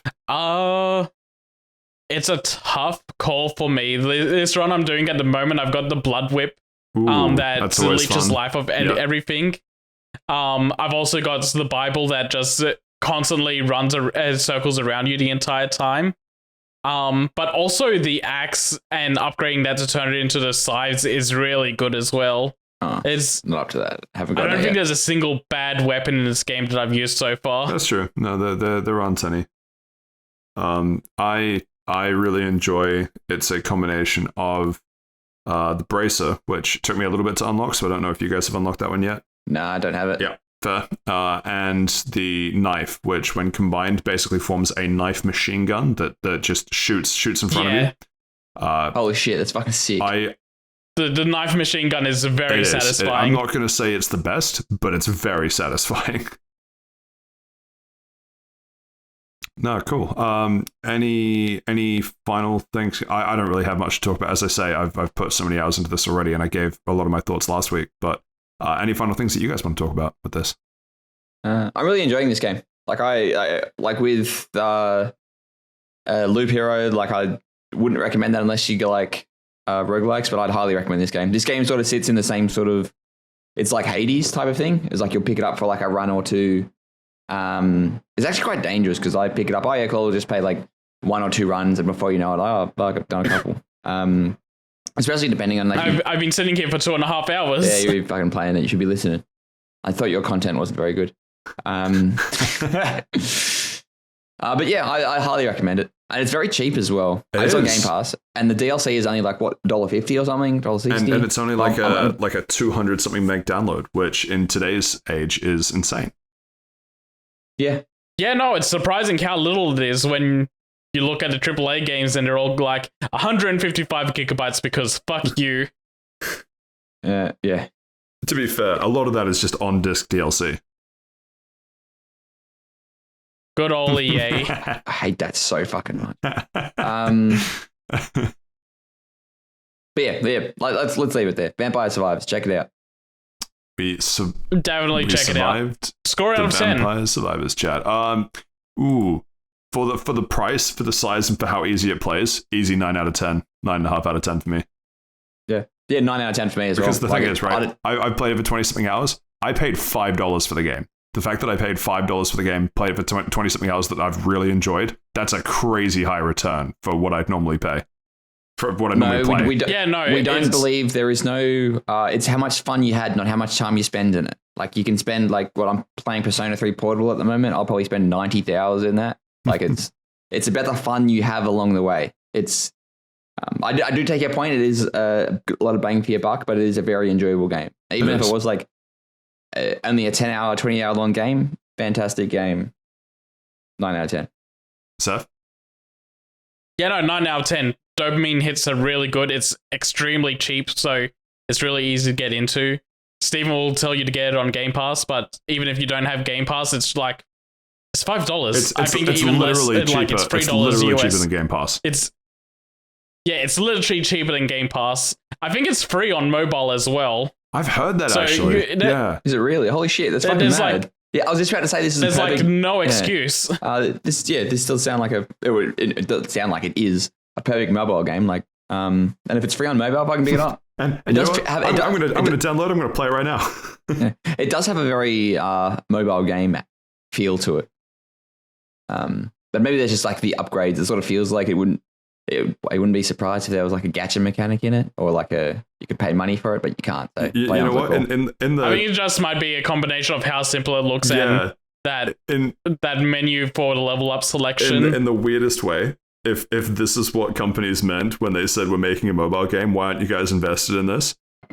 Wow, I go to look. I go to look up Vampire Survivors on Play Store, and the Play Store's like, "Hey, how would you like to play Raid Shadow Legends?" I wouldn't. Thanks for asking. Yeah, exactly. No, it's free. Downloading it at the moment.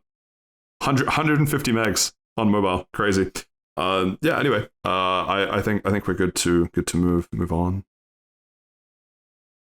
Cool. Not hearing any complaints. I also think we're good to move on. Is it break time? Negatory. What? Yeah, Patrick has to tell us about the news first. First we're gonna have Saif go from fighting vampires to fighting streets in the 6th iteration of the game. Oh, okay. Oh right, yeah, I had that on the docket. Yeah, same. Oh shit! 1 second. No, I don't want to switch my audio device. Thank you, Audition. Wow. No, Street Fighter 6. So, like I said last week, the demo came out for that game, and I put a little bit of time into it. I played the adventure mode on the PlayStation 5 version, and I've just tested out local versus on the PC version just to see how well the game runs. Holy shit, this game plays so well on mobile. Good. We need, by the end of the Street Fighter section, we need the mobile game review for Vampire Survivors. But yeah, the adventure mode is actually kind of fun in Street Fighter 6. You don't get a whole lot of time to mess around with it. It's just like this one square block you get to run around in and just kind of fight whoever you run into. They level cap you to level 5, but they give you the full suite of character customization options for the deep, like, just the character creation part. So you can go in, make whatever you want, make your freak, make your self-insert, whatever you feel like. And make it's your OC. a really in-depth... make your OC, make your furry OC. That's not what I said. That's not what I said at all, Saif. Saif, stop. I'll never stop. I'll never stop stopping. Yeah, so it gives you a taste of what is in there. The only downside is that it locks you to the modern controls for this first chapter. So instead of having like the 6-button layouts that Street Fighter normally is, you have the 4-button layout, which is square is one attack, X is another attack. I actually don't know what circle does. I think that's supposed to be... I think a square is light, X is medium, and circle is heavy. And a triangle button is your special moves. And... it just made running through those that chapter really easy for someone at my level. The AI wasn't very smart. The toughest fight you can do is you at level 1 versus a character at level 9, and I just aced that. So that it wasn't that big of a jump. But yeah, just off this small demo, the adventure mode seems like it's going to be a lot of fun, and like really filling out what a fighting game should give a player for their launch. Because fighting games for the last like 10 years has been really bare bones about what they release, and I think it's only the NetherRealm Studios games that have really gave like a big meaty package. So it's good to see that Street Fighter is stepping up to that plate. Walk around talking about big meaty packages on game stuff. Okay, all right. Episode 69, we're back on. Listen, I need something to give me a big meaty package to make up for the lack of my own. You definitely do not. And yeah, outside of the adventure mode, you have just a local versus mode, which only gives you Ryu and Luke. It's basically become a meme at this point that the level 8 CPU in this demo is basically cheating and almost impossible to beat, even for FGC experts. Filtered, skill issue, etc., etc. Literally that, yeah. The AI is doing insane punish combos and being extremely optimal in how it plays to the point of it's it feels like it's reading your inputs and punishing based on what you do, doing the most optimal thing to go against you. Yeah, really tough to beat. The best I've done is beaten the level 6 CPU. Level 7, I get close, but it still wins out the match, and level 8 I stand no chance. But yeah, weird issue with the demo though. The story mode caps the fights at 30 frames per second unless you change that in the game's main menu. And if you try to back out from the world tour to go and change that, you have to restart the whole thing over again. It saves your character creation process, so you can just jump back in really easily. But the whole running around the town, fighting, leveling up, you've got to restart that sequence all over again, which is a really weird oversight to do. Yeah. I don't know how I feel about that. Seems bad. Yeah. It seems weird that they default to the option that's the worst way to play the game as well. You want fighting games you want to play at 60 FPS. So going to the one that's like, here's our pretty graphics that aren't all that great and locks the game at 30 frames per second. That's really weird to do. Are you enjoying it though? Oh yeah, it's a lot of fun. The PS5 version has a low input latency mode that will let the game run at 120 frames per second, but it introduces a shit ton of screen tearing. The PC version, you can just set the cap to 120, turn on VSync, and it's no problem on that on that platform. So yeah, I don't think the low input latency mode will be used on tournaments because of that screen tearing. But it's interesting that they've put that in, and I hope that they, in time for launch, they do fix it so that all of that VSync issue is sorted out. You going professional?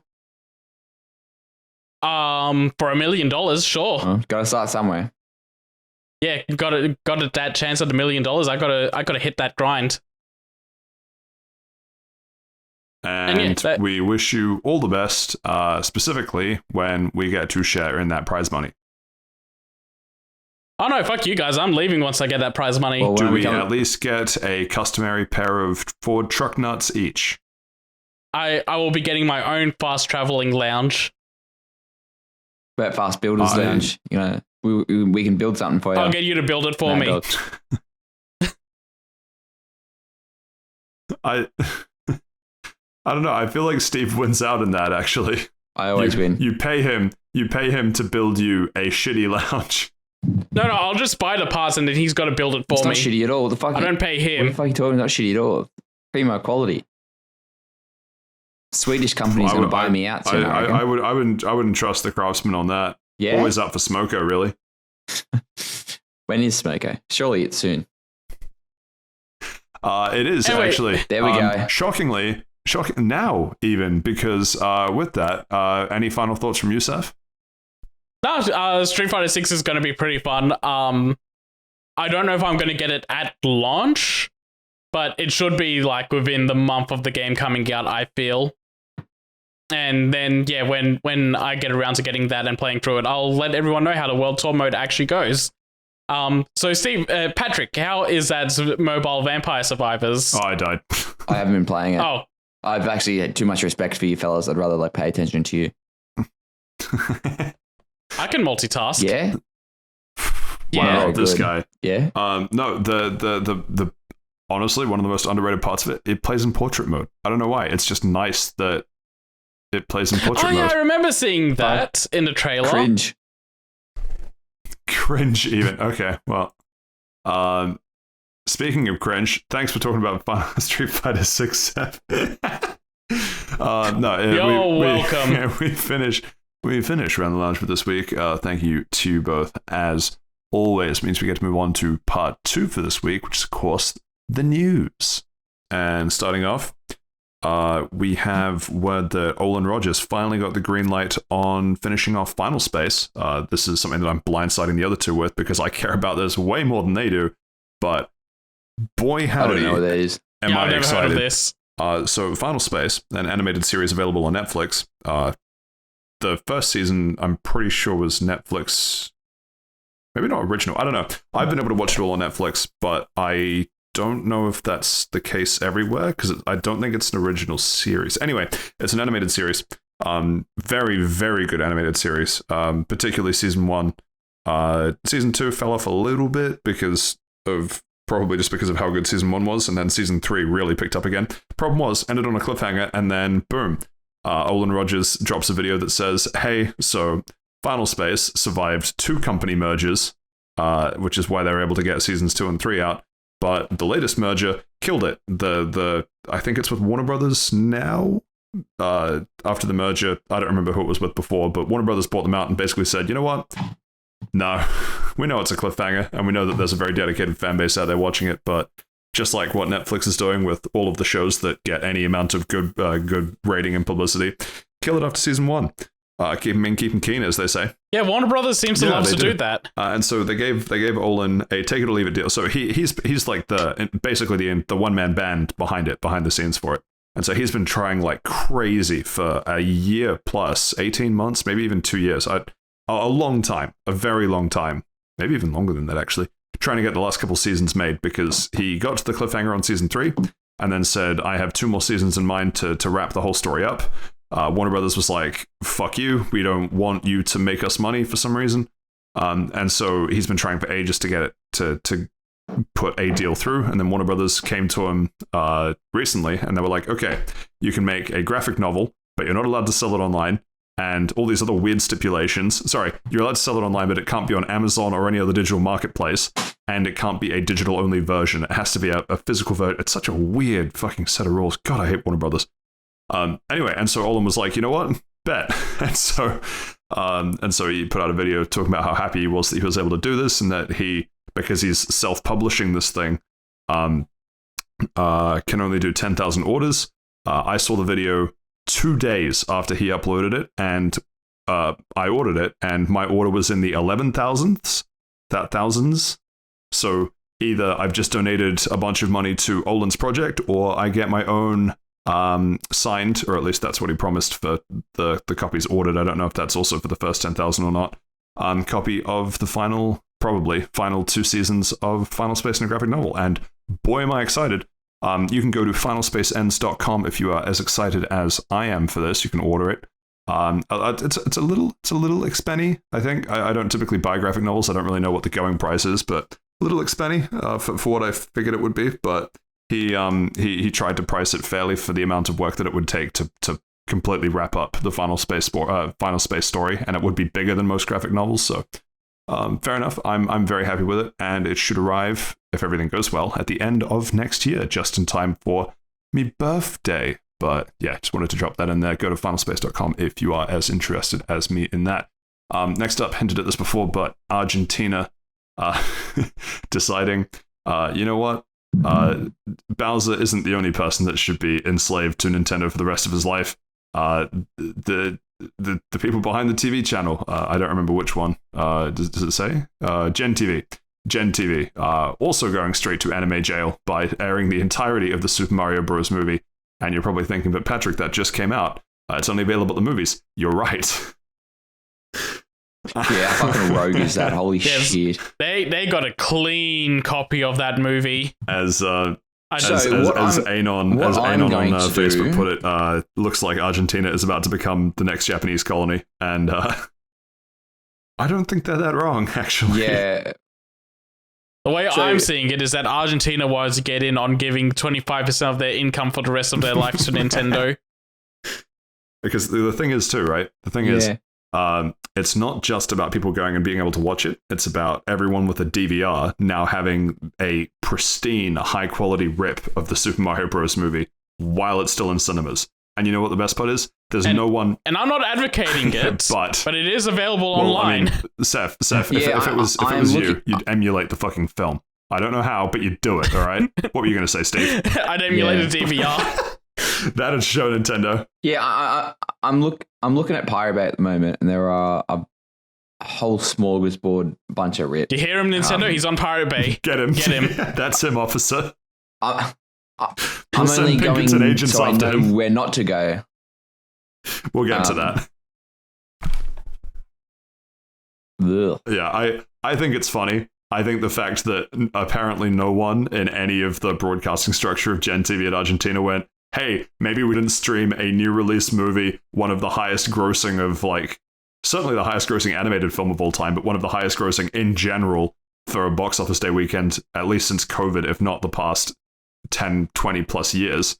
The fact that none of them went, wouldn't this give us an extraordinary amount of legal trouble should we not do this, is very funny to me.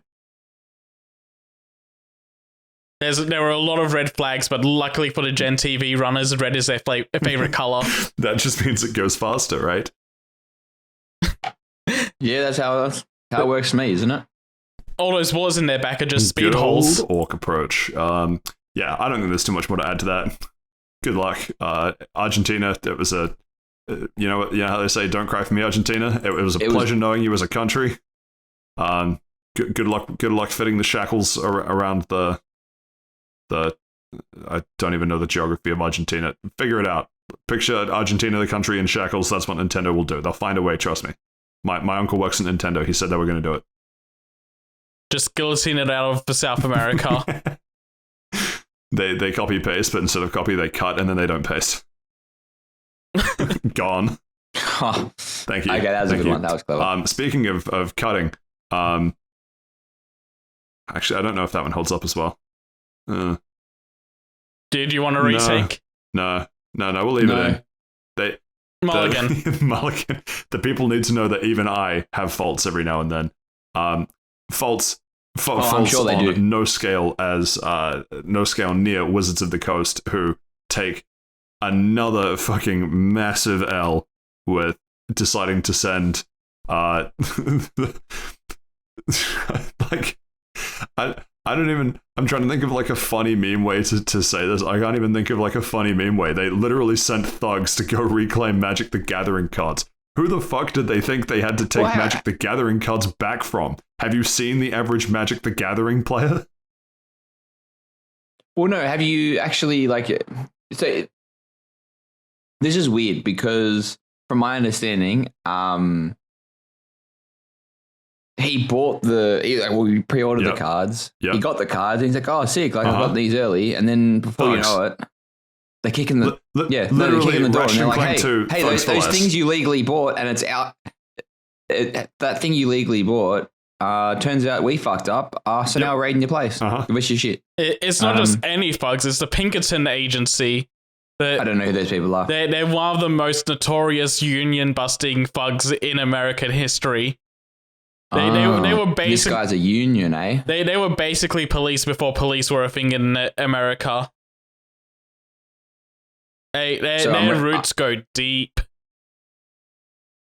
Yeah. It does seem so. Reading the comments of this Kotaku article, because I'm not reading this article and having my own opinion because I don't have opinions. I'd rather just get angry at social media. We can't forget that Wizards of the Coast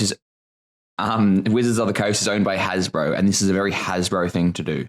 I know. I feel like this is a Wizards of the Coast thing to do. Hold on. They're very notorious for this shit. Exactly, Wizards of the Coast. They got Yu-Gi-Oh to change it. They got Yu-Gi-Oh to change Magic cards to spell cards because they're like, no, having Magic spell cards is infringing on our right as Magic the Gathering. Look, you want to be real honest, Seth? Like, I literally thought Magic cards in Yu-Gi-Oh were like Magic the Gathering cards. I did not know. You are the problem. They should have done that. Yeah, like it sort of makes sense. I'm a 6-year-old kid. I can barely read. I think what really set it off was one of the sets in Yu-Gi-Oh being called Magic Ruler. And so they legally had to change them to spell cards and call it Spell Ruler. I played my spell card. No, it doesn't sound cool. Magic card. I remember having this is a story with Steven time at the moment. I remember having a misprint of a spell card called Burning Lands.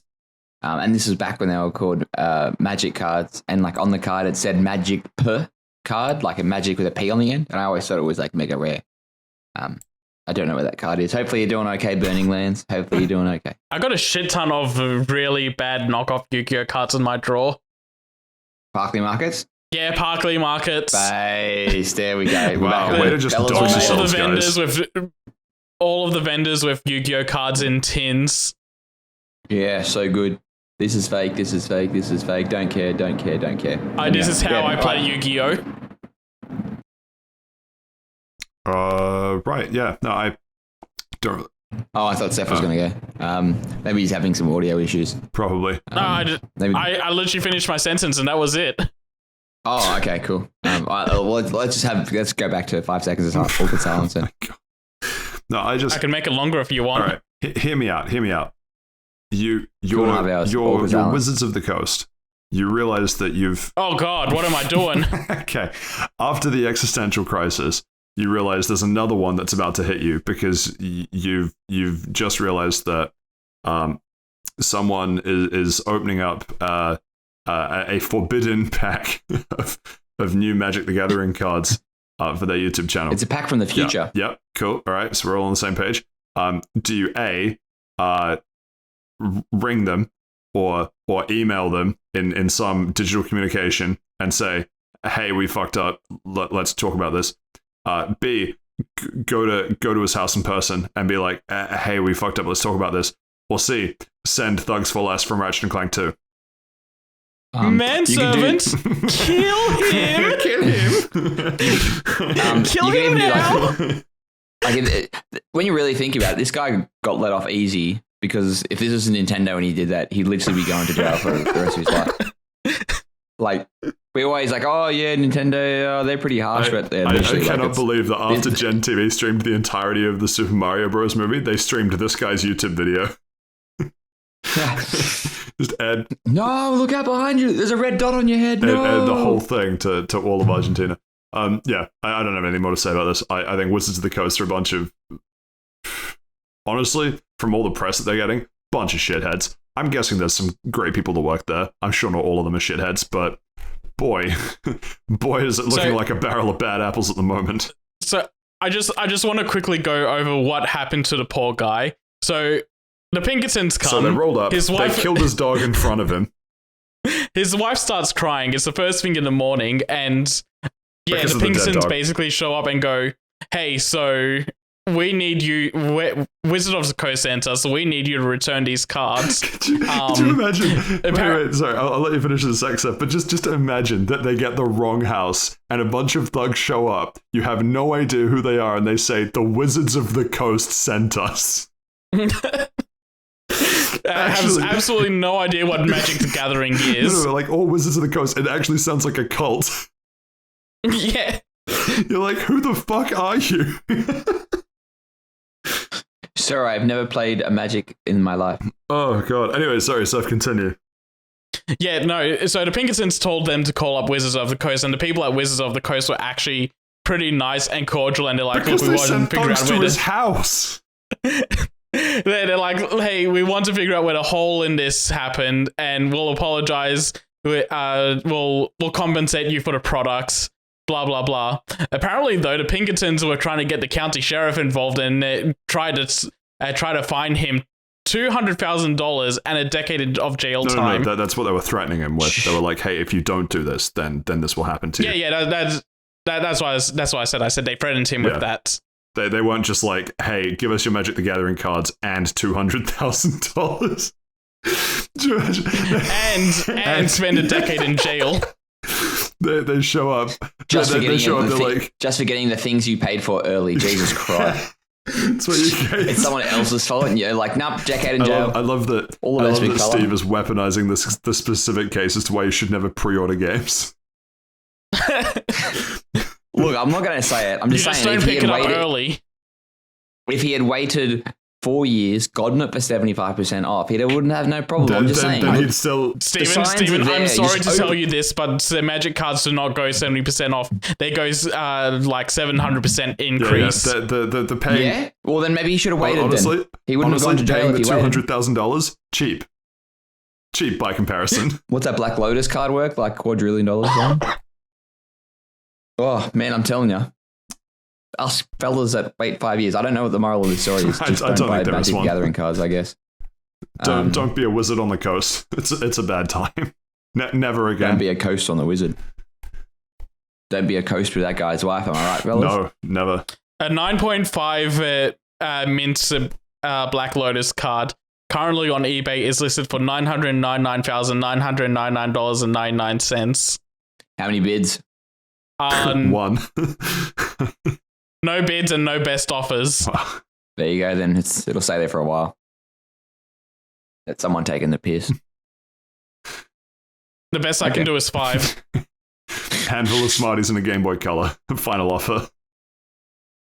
Now, let's see this article that says what it actually sold for. Sells for $540,000. Jesus. Yeah, that's understandable. And that's a grade 10. Could you imagine if Logan Paul was into Magic the Gathering instead of Pokemon cards? Yeesh. That 1 million price point would actually be reasonable then. That's the concern. Well, speaking of cards that are going very expensive, there's a Yu-Gi-Oh card that's currently up for sale. I'm not sure if it's actually sold, but it's like literally, it's a kid was like. Is it Man-Eater-Bug? No, I know which one you're talking about. The one that's you're gonna be such a fucker if you're interrupting me, Pat. So this kid was dying, and they got the Make-A-Wish Foundation. Yeah, this kid got the Make-A-Wish Foundation to make a card. And the card looks like I actually got Yuya Takahashi to draw the card as well. The card like art. it's. Oh my god! Yeah, like it's and it's only printed one. It's like Tyler the Great Warrior or something. Like it's. And because there's only one in existence. Yeah, and the art is basically him as Trunks from Dragon Ball as a Yu-Gi-Oh card. Yeah, not Gogeta, yeah. Yeah, it's like a pretty decent card as well. Well, probably when it was released in 2005. But it's like currently up for sale, and I'm not sure how much if it actually sold. But last time I saw, it was 180,000, I think. Yeah, so he lived, by the way. Tyler lived. He's held onto that card this entire time, and he's like, yeah, so I have a lot of great memories with this card, but I feel like it's time to part ways with it because other things are demanding for funds. Yeah, because he needs to buy fresh vegetables. He needs to pay off a loan to Wizards of the Coast. I love that. He's recently got done by Nintendo. Yeah, I love how he sells the card and still pays $20,000 in order to keep the new Magic the Gathering box.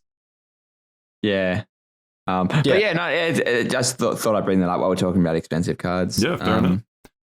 Anyway, next up on the list, we have Asura. I don't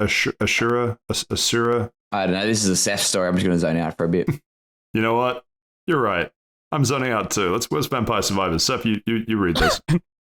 Okay, so a new 3D arcade game called Asura the Striker got announced for PC. Coming out to 2023, and it's got a lot of vibes of Space Harrier, an old Sega arcade game where it's basically like a front-on shooter where you've got a whole screen space to move around on. You'll run on the ground. Sometimes the ground will appear in the air. It's just a really fun shoot 'em up game, and I don't think another game like this has been attempted outside of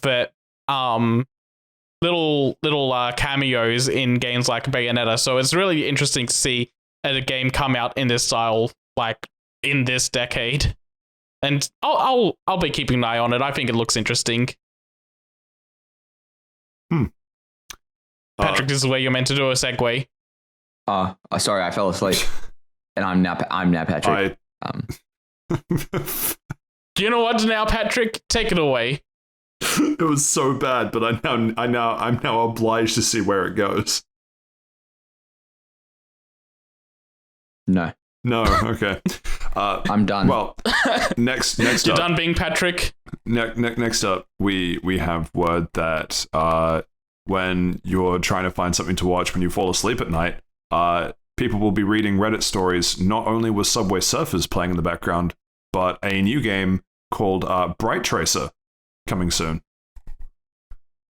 Yeah, no, I literally just put this in the docket because I saw this trailer and I was like, this looks a lot like that running mini game from Saints Row 4. I think it'd be really funny to just talk about this for a little bit.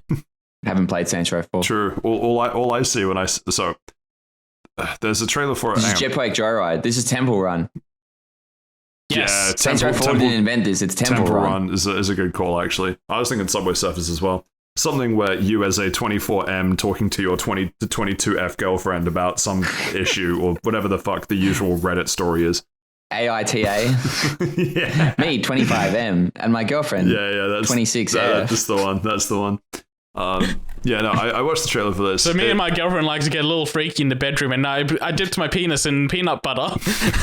I put it back in the kitchen with my name labeled on it, but my roommate still ate from it, and me and my girlfriend looked shocked and told him about it. Now, apparently, I'm the asshole, and it's split 50-50 down the middle of the apartment of whether I'm the asshole or not. This is oddly specific stuff. I don't. I don't It think is one of those am I the asshole stories that have stuck with me the longest. This isn't something that Saif just thought about off the cuff, is it? Yeah, that's a bit too close to home, is it, big fella? I just watched that trailer while you're telling that story. I remember penis butter. Shout out to the penis butter. I just watched that episode. trailer. That this is like futuristic Temple Run. Like Yeah, it is, and it's also it gives me vibes of Thumper and vibes of Thumper, the rabbit from Bambi. No, not that. The rhythm streak game. Actually, Tap. definitely not that. No, I think Thumper had more going for it. I don't know. I can't see what this game does differently to a bunch of games similar to it that makes me want to play this. That sounds bad, but definitely. Like, it's very straightforward. It seems like it's going to be more about trying to be fast-paced and reactionary, but I have some Sonic games for that. Yeah. I was gonna say we are giving this game like probably 10 more minutes than what we should be. Like, Agreed. This is a lower grade than Sonic Forces. Well, next up, I don't have a good segue out of that. Speaking of the fantasy of having a good Sonic game, well, we had that this year. Yeah, this year was it? Was it this year, big fella? Yeah, it was even on April Fool's, which made it really weird. Oh, sorry, I was thinking about Sonic Frontiers. Okay, I fucked it. Go to commercial, Pat. Go to commercial. Well, just like the murder Let's all go to the lobby. Let's all go to the lobby. I hate both of you so much. Let's all go to the lobby. Speaking of to get some tasty snacks. The murder of Steven. Grand Blue Fantasy versus Rising beta. You know what? I'm floundering here. Seth, this is another one for you. Yeah, so Cygames just announced that Grand Blue Fantasy versus Rising, the PS4 and PS5 online beta, is getting delayed. It was going to be coming out in May. That's a whole month after Street Fighter 6, and they still got scared by Street Fighter 6's release date and decided to push it back because it says here that the reason that they're actually delaying it is because internally there's a lot of issues with the online play that they need to sort out. So Let me guess. Live service. No. Does have Battle Pass? Yeah, I can't think of what a fighting. I just can't think of what a fighting game would need to make it better. It's however they've implemented the rollback netcode, because this is. Well, what's that? Hang on, can you explain rollback? I've never heard of that before. Yeah, so rollback netcode is. I'm joking. Please don't bring it up. I'm joking. As soon as I said it, I'm like, no, he's going to take the bait. I'm begging you, Seth. Don't. I was going to give the abridged version just to indulge your bait. But yeah, it's because Grand Blue Fantasy versus the first one, it was a delay-based game. This is basically retrofitting an old game to have rollback into it. So now it's a delay cringe game. Basically, because however they've implemented it, it's been causing issues for them. So even outside of wanting to do a beta test, they want to make sure that internally it's running well before they let people try it out and be able to tell them, hey, this is what's good and bad about the netcode. So yeah, they just need to sort that out, and they don't have a estimated time for when this beta is going to end up running. Kind of unfortunate, but, delay it and make it good, and then let us indulge. Yeah, cool. Speaking of indulge, Capcom confirming that they're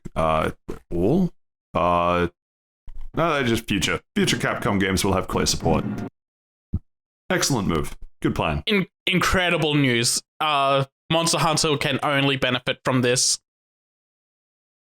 Not just Monster Hunter, fucking all Capcom games. I know, but Monster Hunter is the main one we're going to be talking about and thinking of. That's true. What were you going to say, Steve?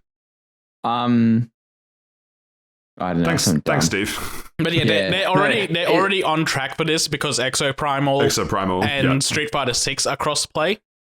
And we didn't talk about that game, but holy shit, now that is a weird video game. That is a video game and a half. Every time there's news, we talk about it for at least 10 minutes. Yeah? What did we say about it last week, big fella? There was no news. Every time there's news about it, you just got to be a bit more specific. From what I played of the beta, it's a decent game. It needs to offer a lot more than what was in that beta. And from the sounds of it, I have a live service model for you. From the sounds of it, there's a lot that they have in store for the launch of the game. At the moment, I'm not sure if the price is going to be worth it for how much I'll play it, and if anyone I know is going to be getting it. It's a weird mix of, I really like this, but not having other people to play with won't justify the price for me. It does seem like it's like one of those only multiplayer games. I was in the beta. I played 2 weeks. Sorry, not two, 2 games, and I'm like, this is really it, eh? Yeah, I played 8 games, I think, and it took for the 5th one before it changed map on me. So at the very beginning, I thought it was just one map and one objective that was being played. Actually, I probably did more than 8. I probably did around 10 or so. But yeah, interesting beta. But yeah, cool. They're already working on implementing these in games. So just having confirmation is going to be coming in future games is really nice. Yeah, especially with what we're all hoping for, some sort of sequel to Monster Hunter World being announced at some point, and that having crossplay means that I can get that on PS5 guilt-free and still play with everyone on PC, because my PC probably will not handle it. Pew! The sound of your PC. That is the sound of my PC. Anyway, next up on the list, we have Square Enix, in typical Square Enix what are you doing fashion, announcing Scribblenauts for PC. You know you're right, and I hate you for it. All right, let him go. What does he mean by that? Thought you meant like that. What? What part of that's confusing to you? It's not on the docket. Explain your thinking. Whoa, hang on. Whoa, late breaking news. They're making an Inspector Gadget game. Holy shit. Oh my god, he's going off script. I am going off script. Mad Time Party announced for PS5, PS4, Gadget, Switch, and shut PC. the fuck up. Go Gadget, we've got a game. Go Gadget, put a slur on the internet. We're gaming now. Holy shit. Oh no. It does not look like a good game. Discover 16 entertaining minigames. Oh 16. No. Guys, we're getting the return of the PS2 and Wii era of bad cash-in games. What do you mean? It's Balance Wonderworld coming back from round 2. Man, I'm telling you, fellas. No, this will probably end up being better than Balance Wonderworld. You know what? That's a future stream, maybe. Balance Wonderworld versus Inspector Gadget Mad Time Party. Can't wait to pick this up for 80% off 3 days after it gets released. Anyway, so Square Enix announced Square Enix AI tech preview, the Portopia serial murder case, which is a release of the 1983 game, the Portopia serial murder case from Dragon Quest. From the creator of Dragon Quest, Yuji Horii.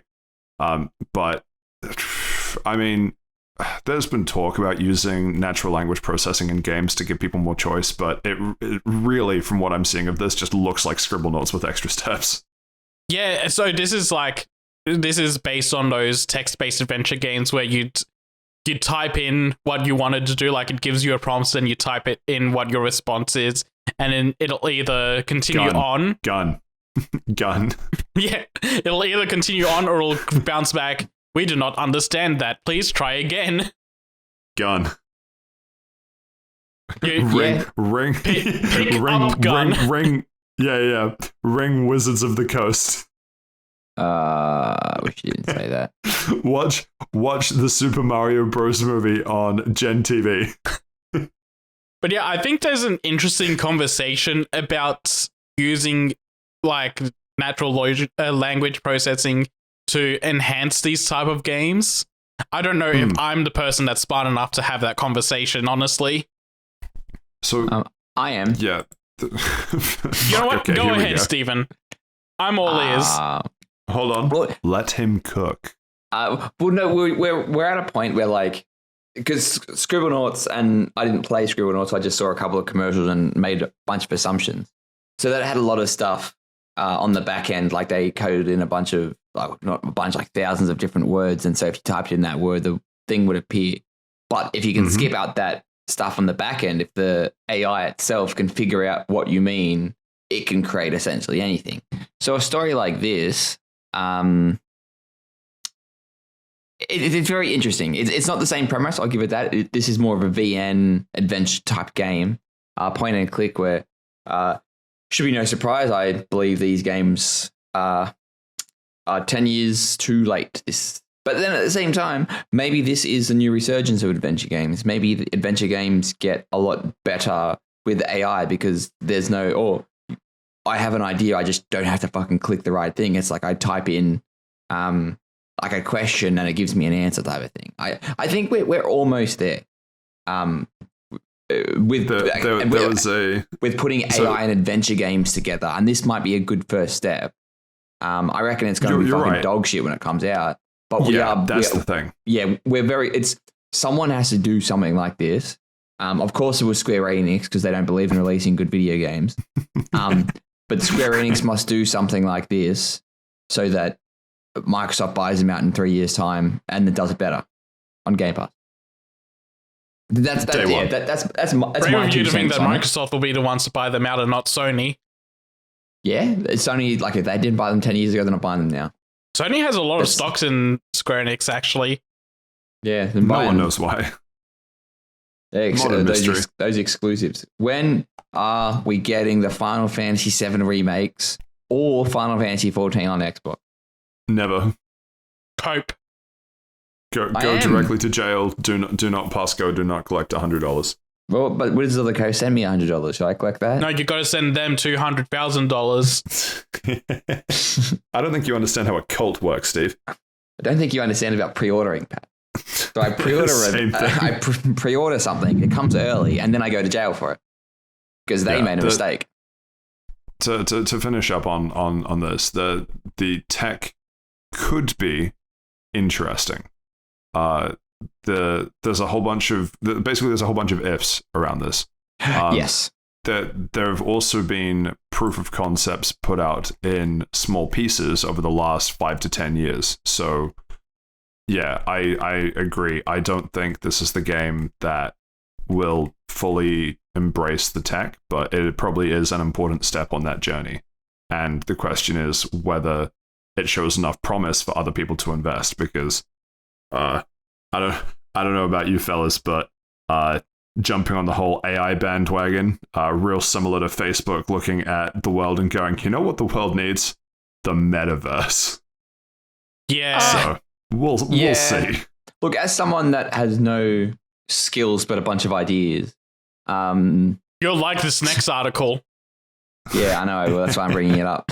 But it will be very interesting to see how this kind of stuff develops. Like, we are in a very awkward place with AI that it can be do very dark things like all those deepfake porn going around, or it can be doing the world a service. Steve, it's a Squeenix game. Give yourself some I'm talking credit. about AI generally, and putting AI. You go to Scribblenauts. What do you want to do? Generate deepfake porn of my ex. Of that guy's wife. We're in that early stage of AI where it's both the worst things in the world and the best things in the world, with like presidents playing video games, and like it's so good. Yeah, amazing. But imagine what we can do in the video game space. Like it opens the door. Have presidents playing video games. Yeah, it just opens the door to adventure games coming back into the thing. And I know, like, I hate point and click games. I've said it before. I'll say it again. Point and click games do not need to exist if we have a text box and there's an AI figuring out what I want to do.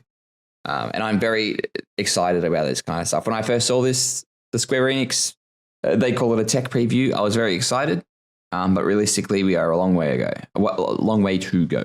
Yeah, I'm basically on the fence of So yeah, what Steven said of there's good and bad sides to AI, and when it comes to game development and media, it's like yeah, AI being used to like generate art and other assets, and people trying to push for them to kind of take the role of what creative people would do is kind of a rough road to go down, and I don't want AI to go down that road. But going down this side where it's like, yeah, no, let the AI like interact with a person in an adventure game sort of setting, and there's like a set of parameters someone set up, and it's just makes it more the AI is just used to enhance and make the game more engaging for the end user. That seems like a interesting road to go down and try and test out. I want to devil's advocate that real quick. I don't think there's a difference there. I think AI being trained on creative outputs like music creation, image generation, like the sort of the traditional artist is the same as what you're describing with AI giving players more choices, because instead of replacing the artist, you're replacing the game designers and engineers that would put those choices in anyway. I think it's more the way that they phrased it for this is more like trying to use a language AI to ease the user. Like, so we were joking about the gun thing before, but it's basically just trying to remove trying to remove it. So if you say gun, the game will pick up, oh, you want to do something with the gun, instead of like having to do the actual command of pick up gun or shoot the gun or whatever. You just it kind of like eases that in so that someone on the back end doesn't have to do every single type of command prompt. The AI can just kind of pick up a keyword and help go to where the designer had pointed that direction, sort of thing. So you'd still have the person in the back end designing everything. It's just using it's allowing the end user like more freedom in how they want to describe the situation, rather than having to be very strict about the input they're putting in. Yeah, I mean, I'm not necessarily saying that I believe they're the same, but I'm still not entirely hearing a difference in terms of why in this version an AI helping a back-end game designer put a bunch of extra prompts in, and an AI helping an environmental artist create environmental art for the game. It still seems like you're for AI assisted development, but just in some areas, but not others. But I'm not saying I agree with that take. It's just interesting because it seems like there's not a huge distinction to me. There is a distinction, and it's probably like, again, a big conversation we'd need to get into. Yeah, no, absolutely, and we are not going to get into that now. But yeah, and this sort of speaks to the next article anyway of Shuhei. I've only seen it written. Yoshida coming out talking about how AI can help game development, but it's based on the creator. And this one's interesting. This is a take that I broadly agree with. To summarize it, it's you can have all the technology in the world, but you need like an actual interesting idea to use that technology towards. And we see that all the time where big AAA game studio, I know that we fucking dunked on Suicide Squad last week, but it's true. We have incredible technology in Suicide Squad. Like, the game technically is very impressive compared to other games that have come out recently.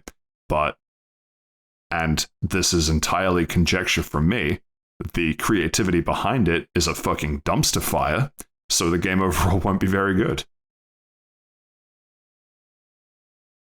I feel like that has less to do with the article and more wanting to dunk on Suicide Squad. Yeah. And you'd be right. But but like even when applied to AI, right? Like, again, this is talking about like being able to put in extra prompts, or being able to generate art, or being able to generate animations, or being able to do, it's basically making things more accessible. And you can make things more accessible, but in terms of then combining that back into a creative output, you still need at least in terms of putting a game together, I think there's still a fairly high bar of a game direction, a game project.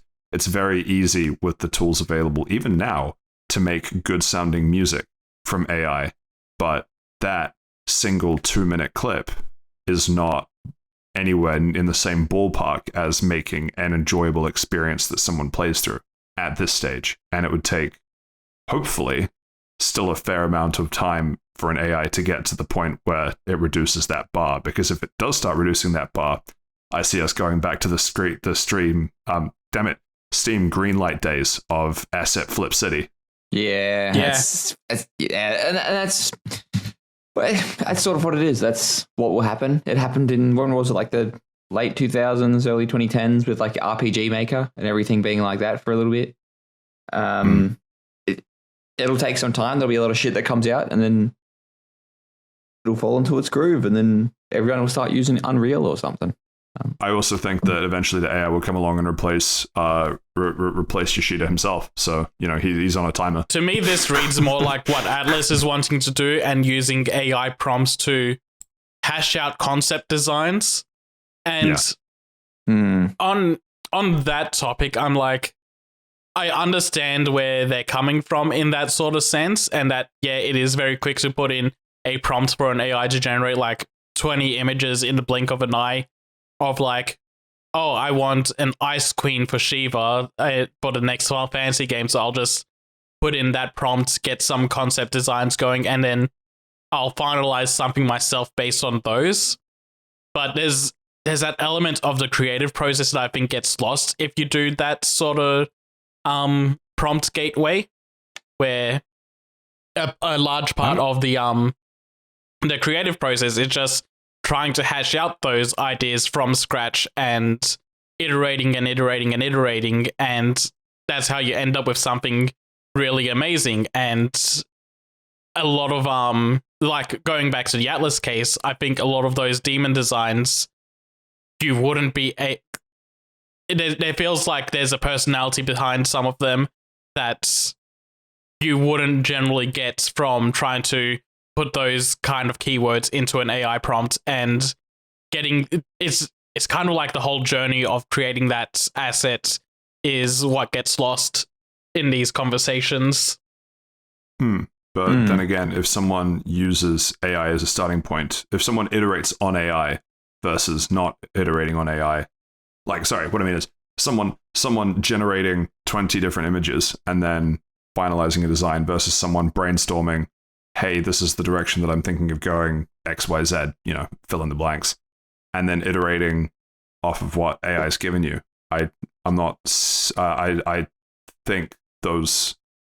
think that process is still a valid creative one. It is a valid creative one. I'm not saying it isn't. I just think that when it comes to projects like these, the creative process of the person iterating on their own design speaks a lot to that artist's style themselves, while the AI prompted one is pulling from so many different things that you can lose their elements really quickly based on that. Then just change the prompt to make it more look like someone particular style, I've heard. Very true. Yeah. No, I do get where you're coming from, and broadly I agree. An interesting quick anecdote. One of the people I follow for more kind of techie, software-y news, he uses so he, as part of his Substack article, has an image that he generates from, I guess, DALL-E, Stable Diffusion, one of them, just as a dumb top of an article thing. And then he ended up thinking over, there was a couple intermediate steps, but basically he got to the point where he wanted to design a hoodie off of a design that one of the Substack articles came up with, but he couldn't get the AI to play ball with the hoodie design that he wanted. But he was able to get close enough that he was like, if I really cared about this, I could just take these designs and go to an actual artist and be like, hey, finish this. Finish this into an actual design and let's make some hoodies. So there is one saving grace in that. You're right. There is very little soul in a lot of the AI generated art that it can get you most of the way to the point where you need an actual qualified artist to bridge that final few steps. And I think that puts art into an interesting spot. Yeah, that's true. Shall we move on and talk about people yelling slurs at Alloy? No, I want to keep talking about AI. You can talk about AI in Horizon. Oh, is it actually AI? I thought it was pronounced Al. Rats, I should have fucking said that joke at the start, man. Damn it, Steve, you're better than this. No, you're not. Really? Saying a joke at the end of the segment? Yes. Well, in news that I'm honestly surprised and not surprised in equal amounts. It's about time. Hang on.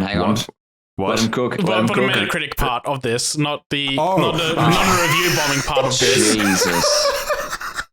Yeah, so close to being like, Saif, I don't know which side you're on here, and I need to make sure that you're aware you are treading on very nearly got us cancelled, champ. You are walking a tightrope, my guy. I don't know what side I picked. Whether you guys knew if it was the correct side or not is the fun of the game. Gun. Guillotine. Guillotine. Anyway, in the most surprising and unsurprising news of the day, let's face it, there's so much news at the moment. There's an optional kiss in Horizon Forbidden West DLC, which I mean, the end result is that people review bomb it on Metacritic, but I can't help but hope that the review bombs are because it's an optional kiss and not mandatory kiss. Thoughts? Look, we both know that's not what it is. Yeah, we both know the answer. Yeah, like it's. Look, I don't want to say girls kissing. Yeah, like I don't want to say that I understand it, but as a straight white man, you got to be careful with your words. Yeah, and I'm trying so very hard.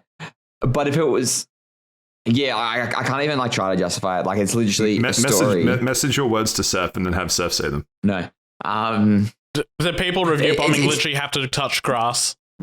It's literally, it's like, oh, they're shoving it down our throats, etc., etc. And it's like, huh? You ever seen any media with like straight people in it? Like, aren't they shoving that down our throats? Yeah, but that's normal. Yeah, no, but that's normal. Seth, why'd you say it? No, you said the N-word. No, the normal word. Shit. Oh boy, straight.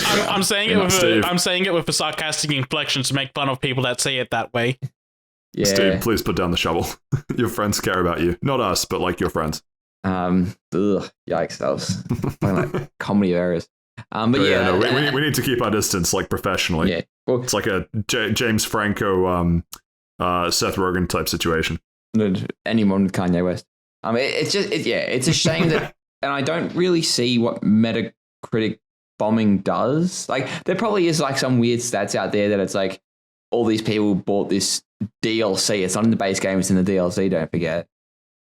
And then played up to that part, got to the end because this is the end of the game, and it's like, huh, two girls kissing really like ruin that entire game for me. I'm like, what type of mental gymnastics do you do? Like, I was really, really enjoying this DLC, but the moment that optional lesbian kiss happened, really tanked it. Yeah, it's like I hate it when lesbians optionally tank my gaming experience. Yeah, it's just fucking weird. Like, in a weird way, I can sort of be like, all right, well, if you're like a weird conservative that actually doesn't like approve of gay people, that's one thing. But then to be like, huh, yeah, this one thing ruined my entire thing. You know what I'm going to do? I'm going to vote it 0 on Metacritic. Hold on. Let me get my wine glass out for a second and get all controversial for a moment. Oh, fuck, here he comes. Oh, boy. Do you mean wine is in like red wine or wine is in like WHI, like he's having a wine? Rosé. I think it's pronounced rose. Isn't that the Dragon Ball Super transformation? Yes, but it's also a wine. Yeah, I'm aware. Oh, fucking hell.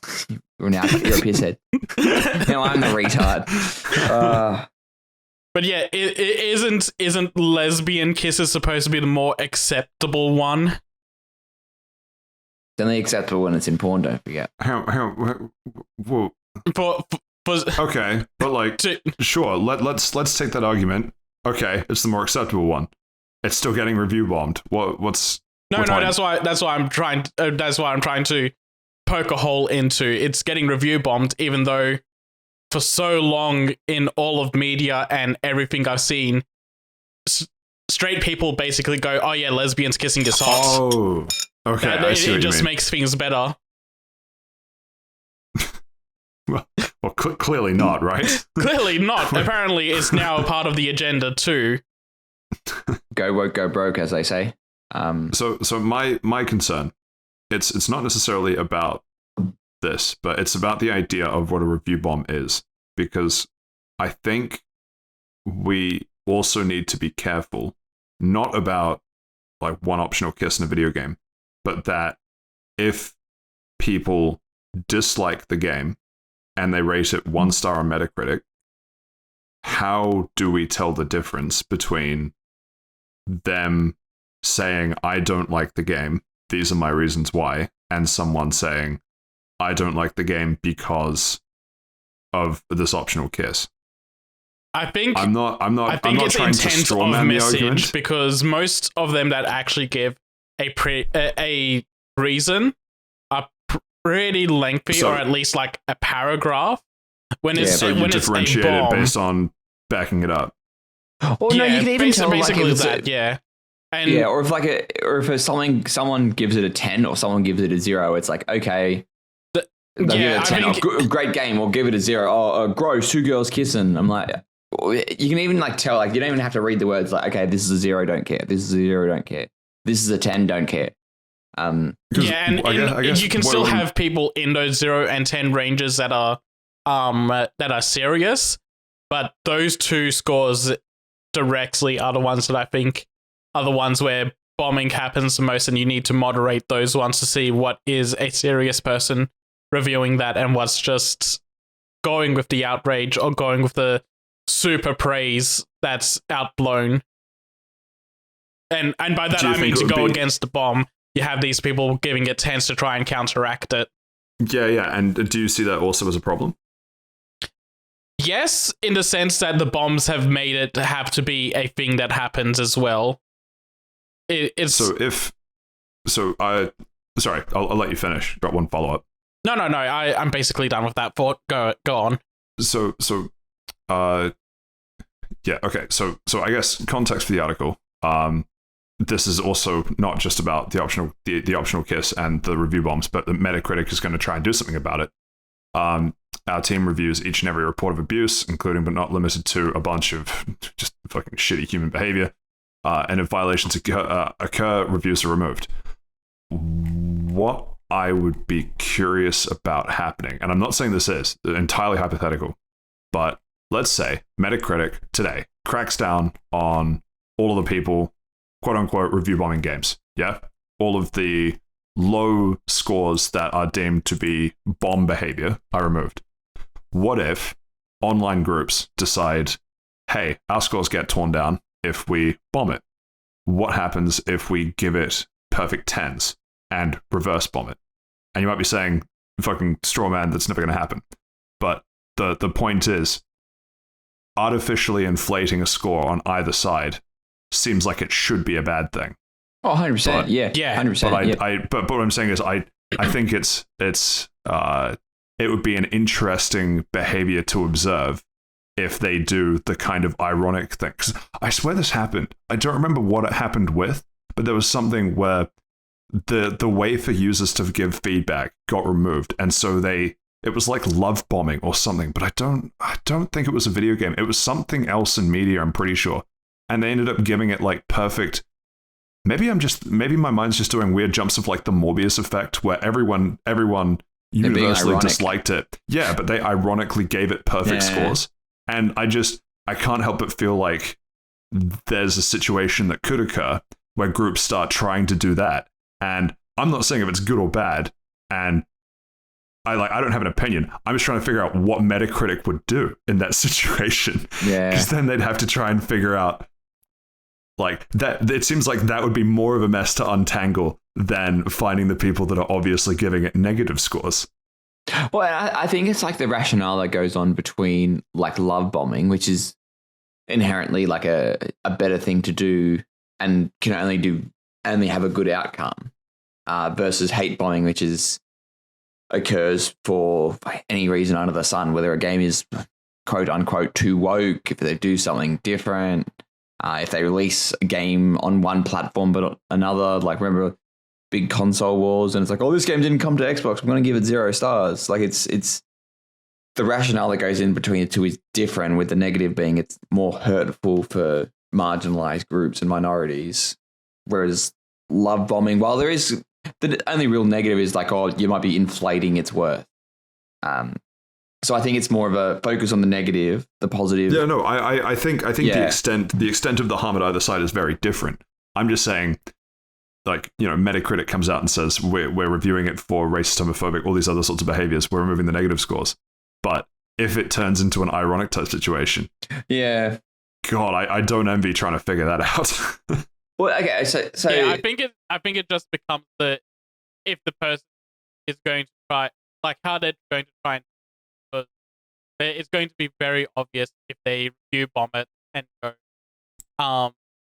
yeah, no, I like they will give the bomb reason, but they give it a 10, or whether they try to twist, go, here's a 10, and I'm that's going a good to be point. ironic about it. This game is perfect. I love this in every way. Blah blah blah, and just lay it on the irony. Yeah. Well, you reckon what would be really funny is that if like they go the other way, like hate groups, so they can't give 0s anymore because they get removed or whatever, and they start giving it 10s and just put like slurs in the free text box. That'll show them. But they're giving him a 10. Like you just be on the other end of, yeah, these will get removed as well, because even though they're a 10, it gets picked the up. content is very clearly violating. Yeah, I don't know. This doesn't seem like something that we'll solve right now, but we should try to solve it, and we'll write into Metacritic. We know the CEO of Metacritic, Mr. Critic, listens. So yeah, good luck. I don't know, maybe use some AI to make some video games or something. I don't know. It is a head just scratcher. Seems, it's a head scratcher just because I don't know what the end game is. We review bombed it into the ground. Okay. I think it's actually good point. Like, I don't really, because as soon as all that review bombing stuff happens, like, okay, now I know, number one, something's happening with this game, and number two, like, it's pissed off something. Like, don't forget that the Harry Potter game got review bombed something serious, and as much as I hate to fucking take this stance, but I will. There was no talk that Metacritic was going to review their policies then. Like, what makes it okay for this but not for that? I think review bombing as a whole is a negative concept. You're right. We should spend JK. No, as soon as I said it, I'm like, it's gonna get me. Yeah, that is what I heard too. We're going to move on. We've lingered on this for a while. We're going to quickly jump over. There's a Forbidden West sequel in the works alongside a multiplayer spin-off, which is excellent news for generation-defining video game fans, because we know it's going to come out 1 week before whatever that sequel is. Yeah. That's second one came out just before Elden Ring. The DLC came out just before Tears of the Kingdom. The first one came out just before Breath of the Wild, wasn't it? Man, that was exactly what happened. Picking absolute winners. I just want to add into the additional note of these were only confirmed because let me find her name. Hella Schmidt? No, that's who's getting replaced. God damn, why am I so bad at these? Angie Smets. Angie Smets got promoted from Guerrilla Entertainment to a position in PlayStation's Eternal Studios, and this is the second person from Guerrilla to get promoted to the higher end of PlayStation. So they're slow. They're like, Guerrilla is slowly just taking over all of like PlayStation's worldwide resources. But yeah, I love the idea that one day you wake up and you're no longer entertaining gorillas. You're actually like one of the heads of Sony internals. Look, guerrilla warfare is a serious thing. No, Saif, it's guerrilla entertainment, unless you think they do war for fun, in which actually they might. I don't know. Gorillas seem like guerrilla entertainment is the second half of guerrilla warfare. Like in the day, it's warfare, but at night, it's like a circus. No, it's just something. Just imagine you're trying to explain this to like your grandmother who doesn't follow video games or tech news at all, and you tell her they got promoted from guerrilla entertainment. Tell me that's not what they would think of. Fucking circus training. Just me. Just you. Well. Okay. Yeah. Her promotion is what sparks them into going, oh, by the way, there's more Horizon stuff happening. Because, of course, the people that worked on Horizon are going to greenlight more Horizon stuff. Generation-defining game, let's go. What do you think will define the generation next? I was just about to ask that. Persona 6. Oh, interesting. The thing is, so far it's been open world games that have been generation-defining, so it's got to be something along those lines. Monster Hunter World 2. Open world Monster Hunter. Pokemon Scarlet Violet 2. You know what? He might be cooking. Well, time will tell. Realistically, this game's probably 5 or 6 years away. Actually, you know what, Seth? He is cooking, but it's genre-defining in the worst way. The bugs will be even worse. Even more vile.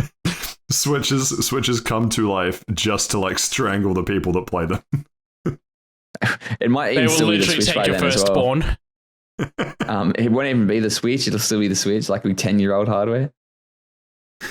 Oh, man. Surely not. Anyway, moving on. Funny segue. Funny segue. There's a massive mod has been released. Is it released? Or yeah, has it it's released. Been talked about. Yeah. Okay. Cool. For Hollow Knight, where there are so many voice actors. Over 100 fans came together to voice act in Hollow Knight, and all of them got paid less than Helena Taylor, and I think that's a tragedy. They're all being paid less than Nintendo is. Well, Nintendo doesn't even have voice actors, so yeah, but Bowser's paying Nintendo more than these voice actors got combined. Holy shit, you're right. Oh. How much did these people make? Hang on. I don't think they actually talk about that, do they? Seth, how much did you pay for Dragon Ball Z The Breakers? Like $20. Disgusting. You should have given that to the 100 voice actors that went into this mod. Yes, they all get 2 cents each. You make me sick. Yeah, I think they might have all just done this for free out of the goodness of their heart and the love of the projects. Honestly, it wouldn't surprise me if they did. Yeah, there's something about modding communities that bring out the best in people. It's not even that. If you have 100 people attached to this and someone goes, actually, I want to get paid for this, guess what? There would have been more than 100 people that would want to contribute to this project anyway. Yeah. I'm so certain. Oh, yeah, 100%. Yeah, you're right. Yeah. And it's That's a good way of thinking about it. It doesn't just stop at lines of text. They also... it's everything. They also voice act bosses and enemies in the game. So they've all got their own little sound bites now. So like they've gone every single line of text has been voice acted, but above that they've gone and done things that don't have lines of dialogue and just added things. Lore tablets, NPCs, corpses, item descriptions, journal entries, enemies. Everything has been touched on. It's actually amazing how comprehensive this is, and it's definitely worth checking out Hollow Knight as another for another playthrough just to experience this. That's all I want to say about that. Good to move on. Yeah, it's out now. The trailer has a link to the mod in the description. Yeah, so and it's probably only available on PC as well. I can't see anything for like a Xbox mod or something, but no, it's gonna be the Switch. Trust me, bro. My uncle works at Nintendo. Yeah. Yeah, my uncle is the slave master for Bowser. Oh, hang on. Let him cook.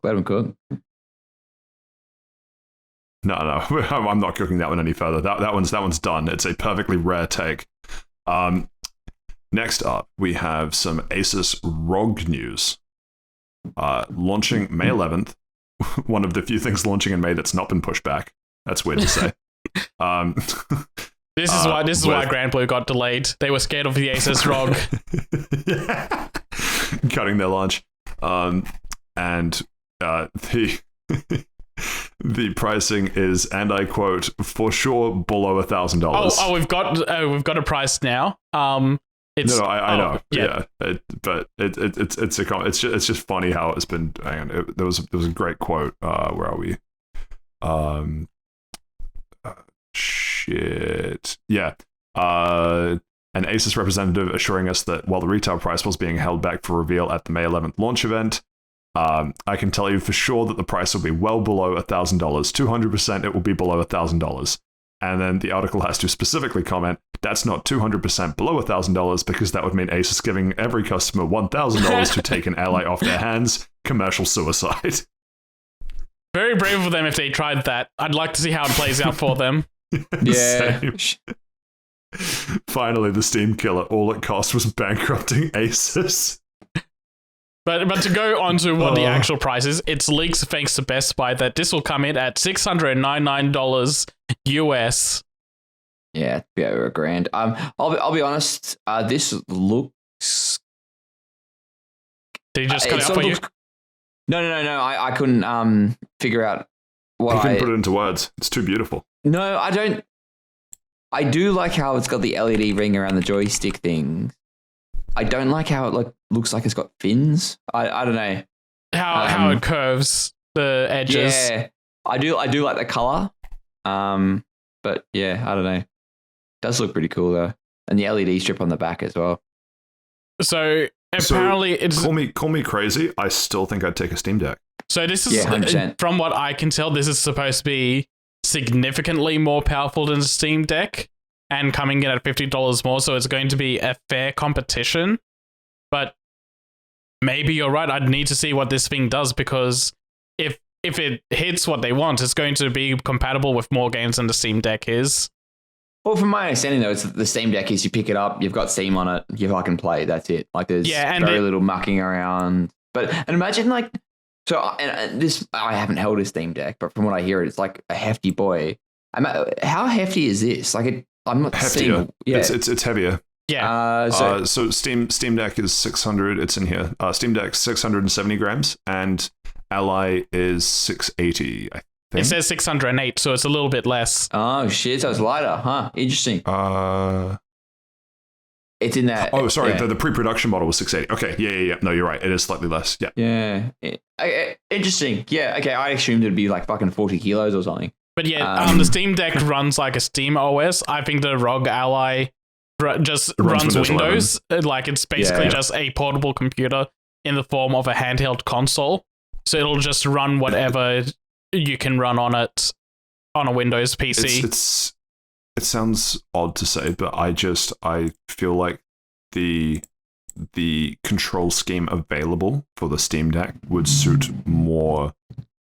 I don't know if it would suit more the games that I play, but I think having the option of the touch panels, and I think there's extra buttons. This has the extra buttons on the back. The Steam Deck has normal controls and the touch panels. Yeah, it looks like this has like a bumpers, triggers, and then like a weird thing on the back triggers. Yeah.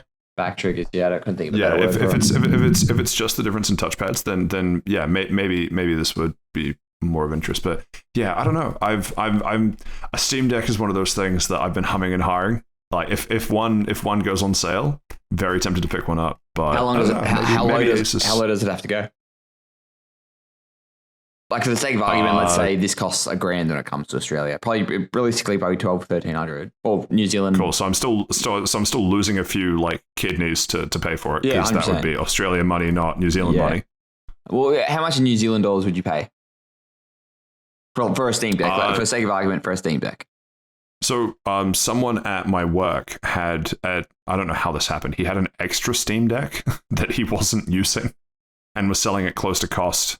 And it was one of the upgraded ones. I think it was around 1,200. Yeah, I don't remember what version. Right. That does sound about right, though. I think I could be off on the price, but let's assume 1,200. If it was $1,000, I'd be in. I think. Like that's and that gives me a safety margin because I don't see it going $200 off soon because I can't really afford to buy one if it does.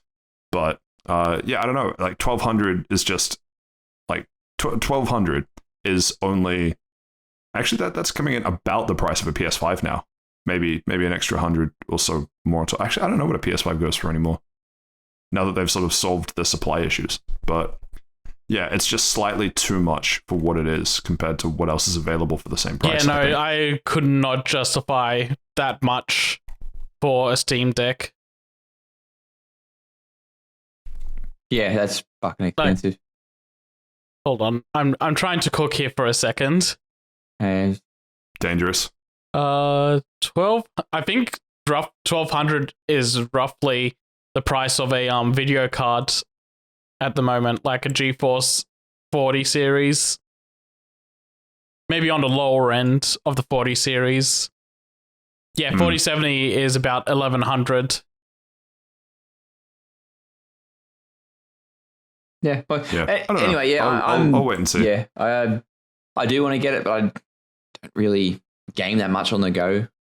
Like, I don't really see myself gaming on the go either. Yeah, like, I have a Switch and I always play it in docked mode. Yeah, I'm the same. Yeah, like every now and then, like same. Girlfriend and I might be watching the footy or might have a dumb TV show or something, and I'll just play it in handheld mode. But I've actually really started playing my Switch outside, not in direct sunlight, but because it overheats. But I've started playing it just to get a weird bit of fresh air. And I sort of enjoy that, but I don't really do that full time. Interesting though. Interesting indeed. Finally, in the news this week, we have Activision Blizzard raising its ugly, fucking bastardized, why won't it die head. Turns out it's because it's dying. More merger news. Yeah. Steve, as the one who I think before we recorded, you said, "God, I really hope this merger goes through. I love Bobby Kotick." So, do you want to talk us through this one? J.K. Rowling and Bobby Kotick, his two favorite people in history. Yikes. Well, so we've got an extra stage that's progressed in the whole Microsoft Activision Blizzard saga. Yeah, it's now terminal. Let's let him cook. Yeah, let him cook. So the competition... It is cooking. It's burning. The Competition and Markets Authority... Get it off the stove. The Competition and Markets Authority, the CMA, in the UK, pretty much said, nah, fuck yes, you're not going to do it.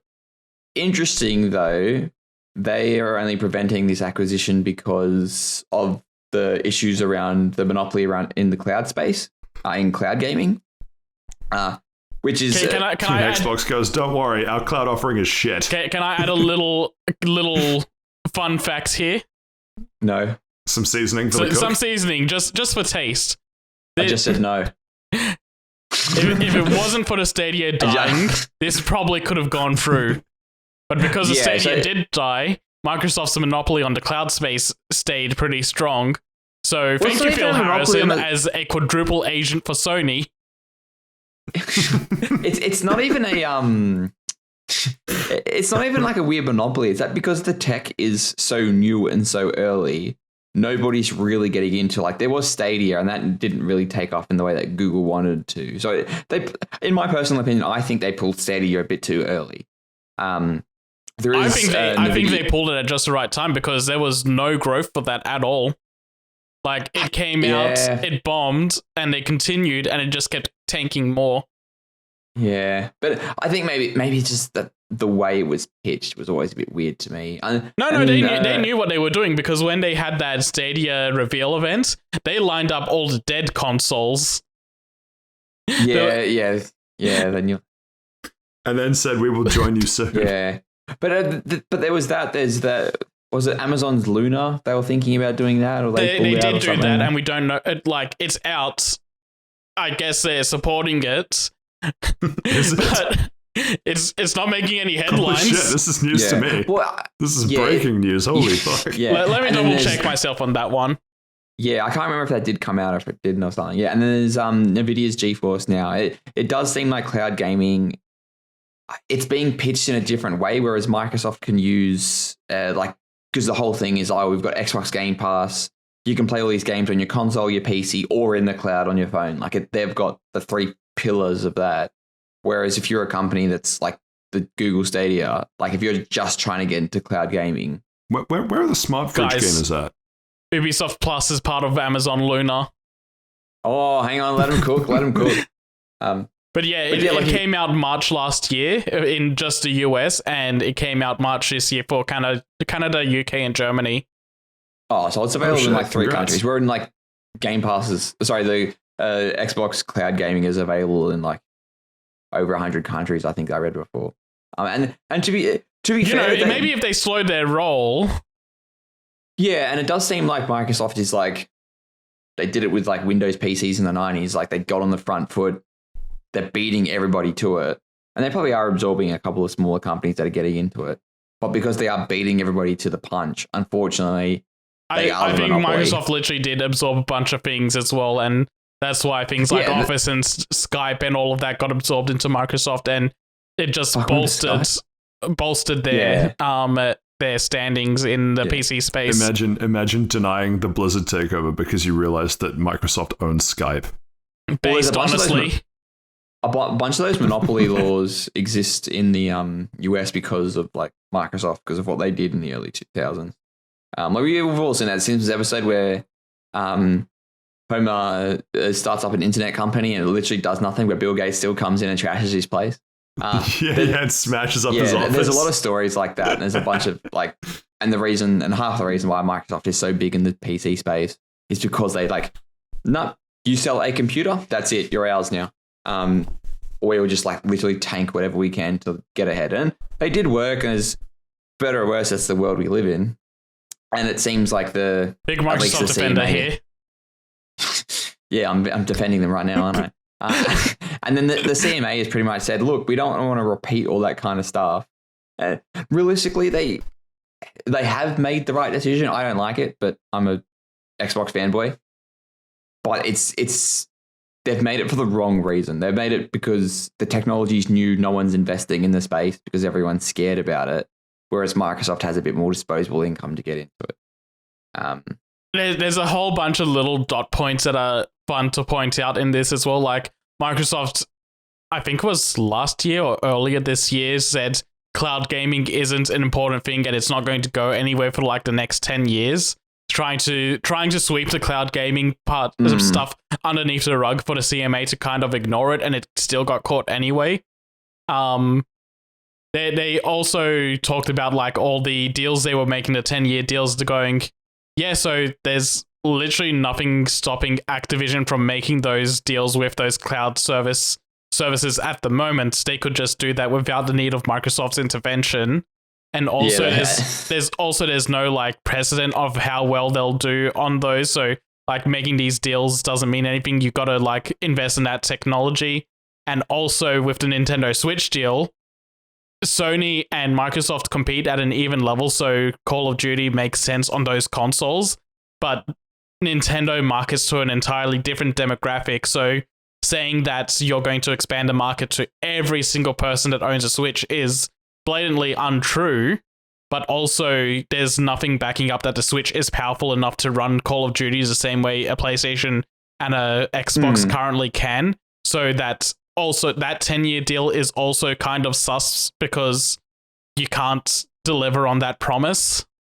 Or they can, they'll just do it in a shit way. They promised parity. So they literally cannot. They can't deliver in parity. Yeah. No, just like Kingdom Hearts, so we getting the cloud versions of. No, the way the deal was they can't deliver a cloud version. It has to be a proper parity release version.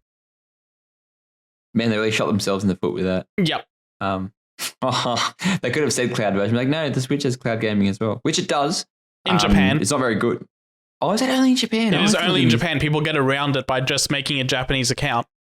Which is why it's so shit when people test it out, because they're connecting to Japanese servers from the US. Yeah. Okay, then that makes sense now. Because remember when Kingdom Hearts came out, I was like, huh, they're really getting away with this, aren't they? But no, okay, that makes sense then.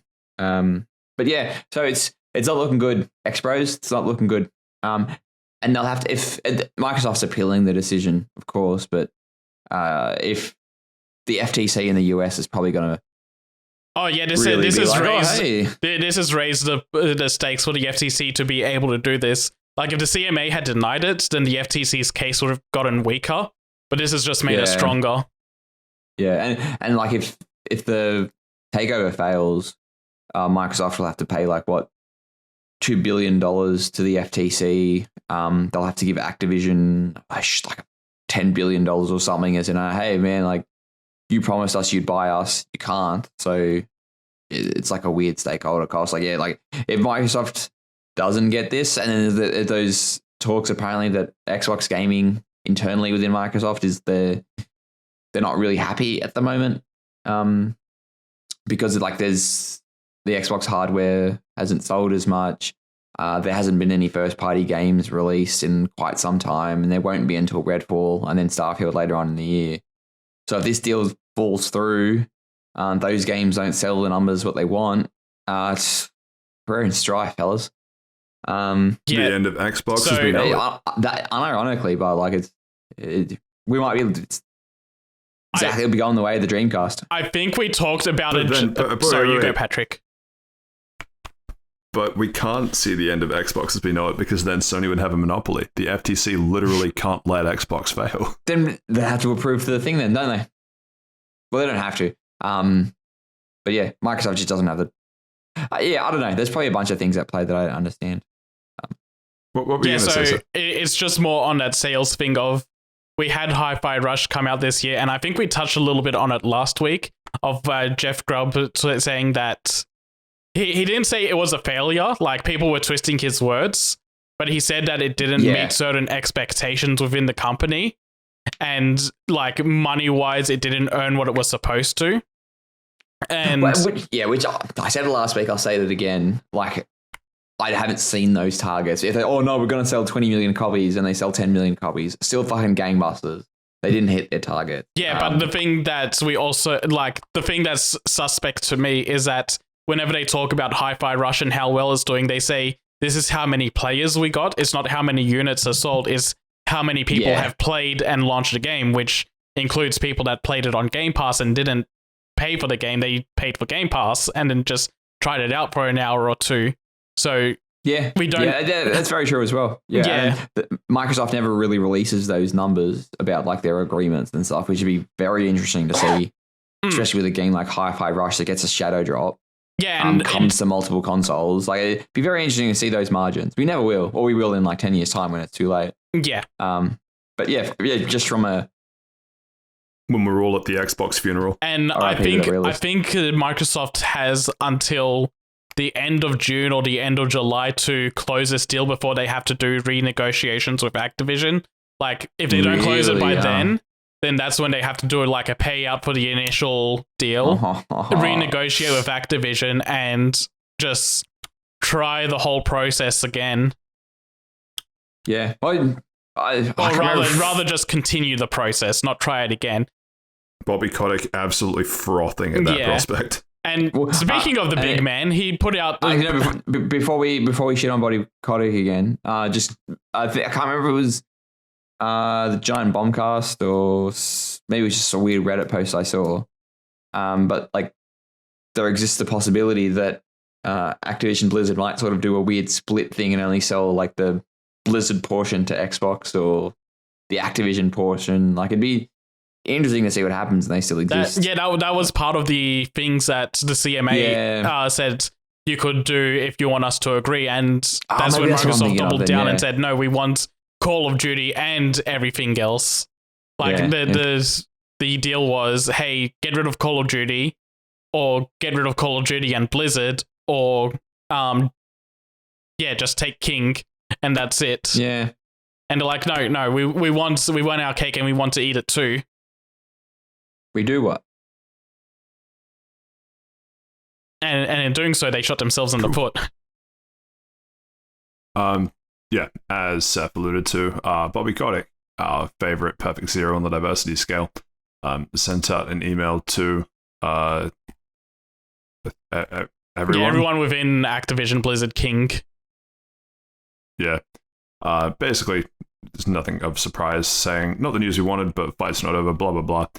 My favorite line in this is that alongside Microsoft, we can and will contest this decision. We've already begun the work to appeal to the UK Competition Appeals Tribunal, which, just as a single name, when you get blocked from becoming a monopoly and needing to appeal to the UK Competition Appeals Tribunal, it definitely sounds like the underdog should be going there. Like the guy going there to break up the monopoly, not to make one. So from what I read online, the CMA has like a 70% win rate when it goes through to this tribunal. Oh, so it's not zero.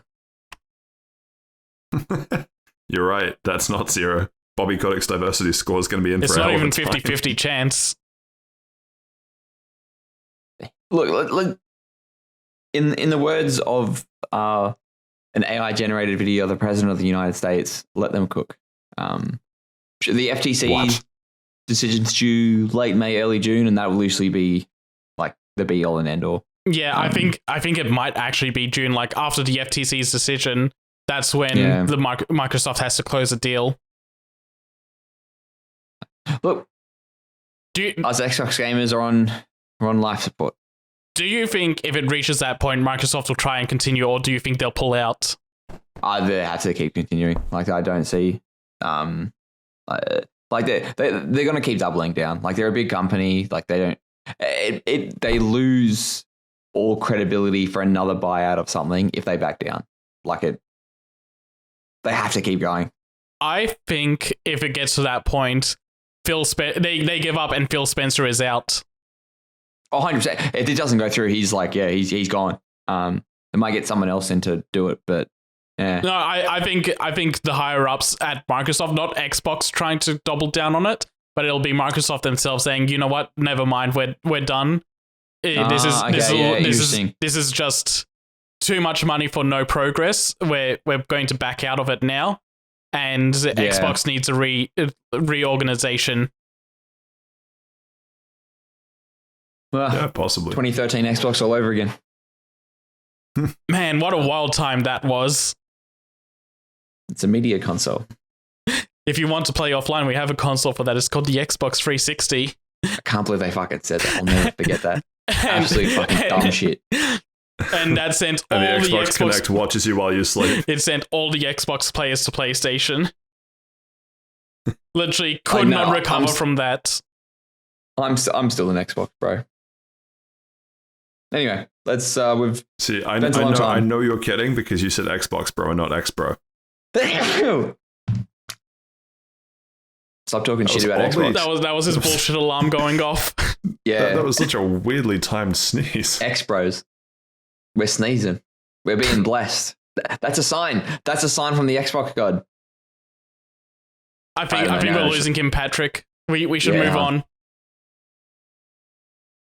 Move on to what? We have an audience question here. No, we don't.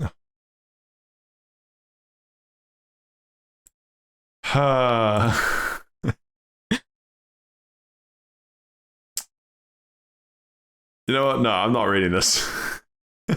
So we have a question here from Thomas. He's actually gonna read it. He's actually gonna fucking read it. What an absolute machine. But Thomas has been kind enough to write us a question, and we will not dignify him with answering this question or even reading it out. Thomas, you're banned. Don't email us. Never again. Only send your questions to Steven in person. And then I'll read them out in the podcast and claim them as my own. But yeah. Great, then we ban Steve. Oh, hang on. Let him cook. Again. But yeah, if you've got a question for us that does not that is not of a sexual nature, please write in. Or a slur. Yeah, there's good, harmless fun. Write in. The email address is it's okay if it's slur against Patrick. It's oddly specific. Sheep joke. But yeah, that email address again, because Seth cut me off, is fasttravellounge@gmail.com. 2 T's, 2 L's. What are the other plugs, Steve? If we wanted to find where the fuck we upload these. So on Twitter, you can catch us on Fast Travel Lounge with only one L. But on Facebook, it's Fast Travel Lounge with all the letters intact. And if you wanted Fast Travel Lounge with all the letters. And if you're interested in building some things, you got Fast Builders Lounge. Oh my God, God, we're cutting him off not here. affiliated. Patrick, what should people do when they're listening to this podcast? Well, they should build things.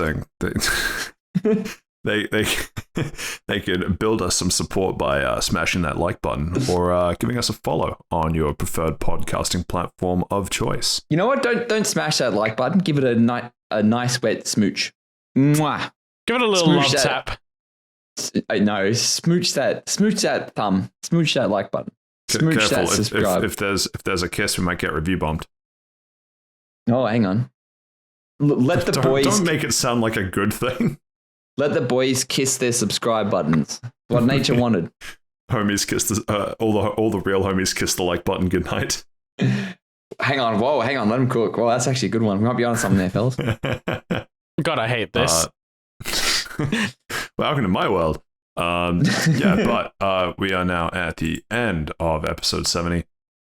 Anything coming up? Episode 71 we want to call out now? Redfall.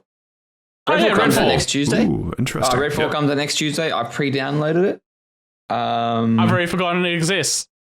Yeah, so that'll be very interesting to see what that is. I still don't think I understand what that game is. Object permanence is a struggle, Seth. Don't worry, you'll get there. Yeah. No, I think it's just Redfall. And because it's out on Game Pass day one, you'll have a Steven review day one, sort of. And I actually this week, but could not fucking talk about it with everything else going on.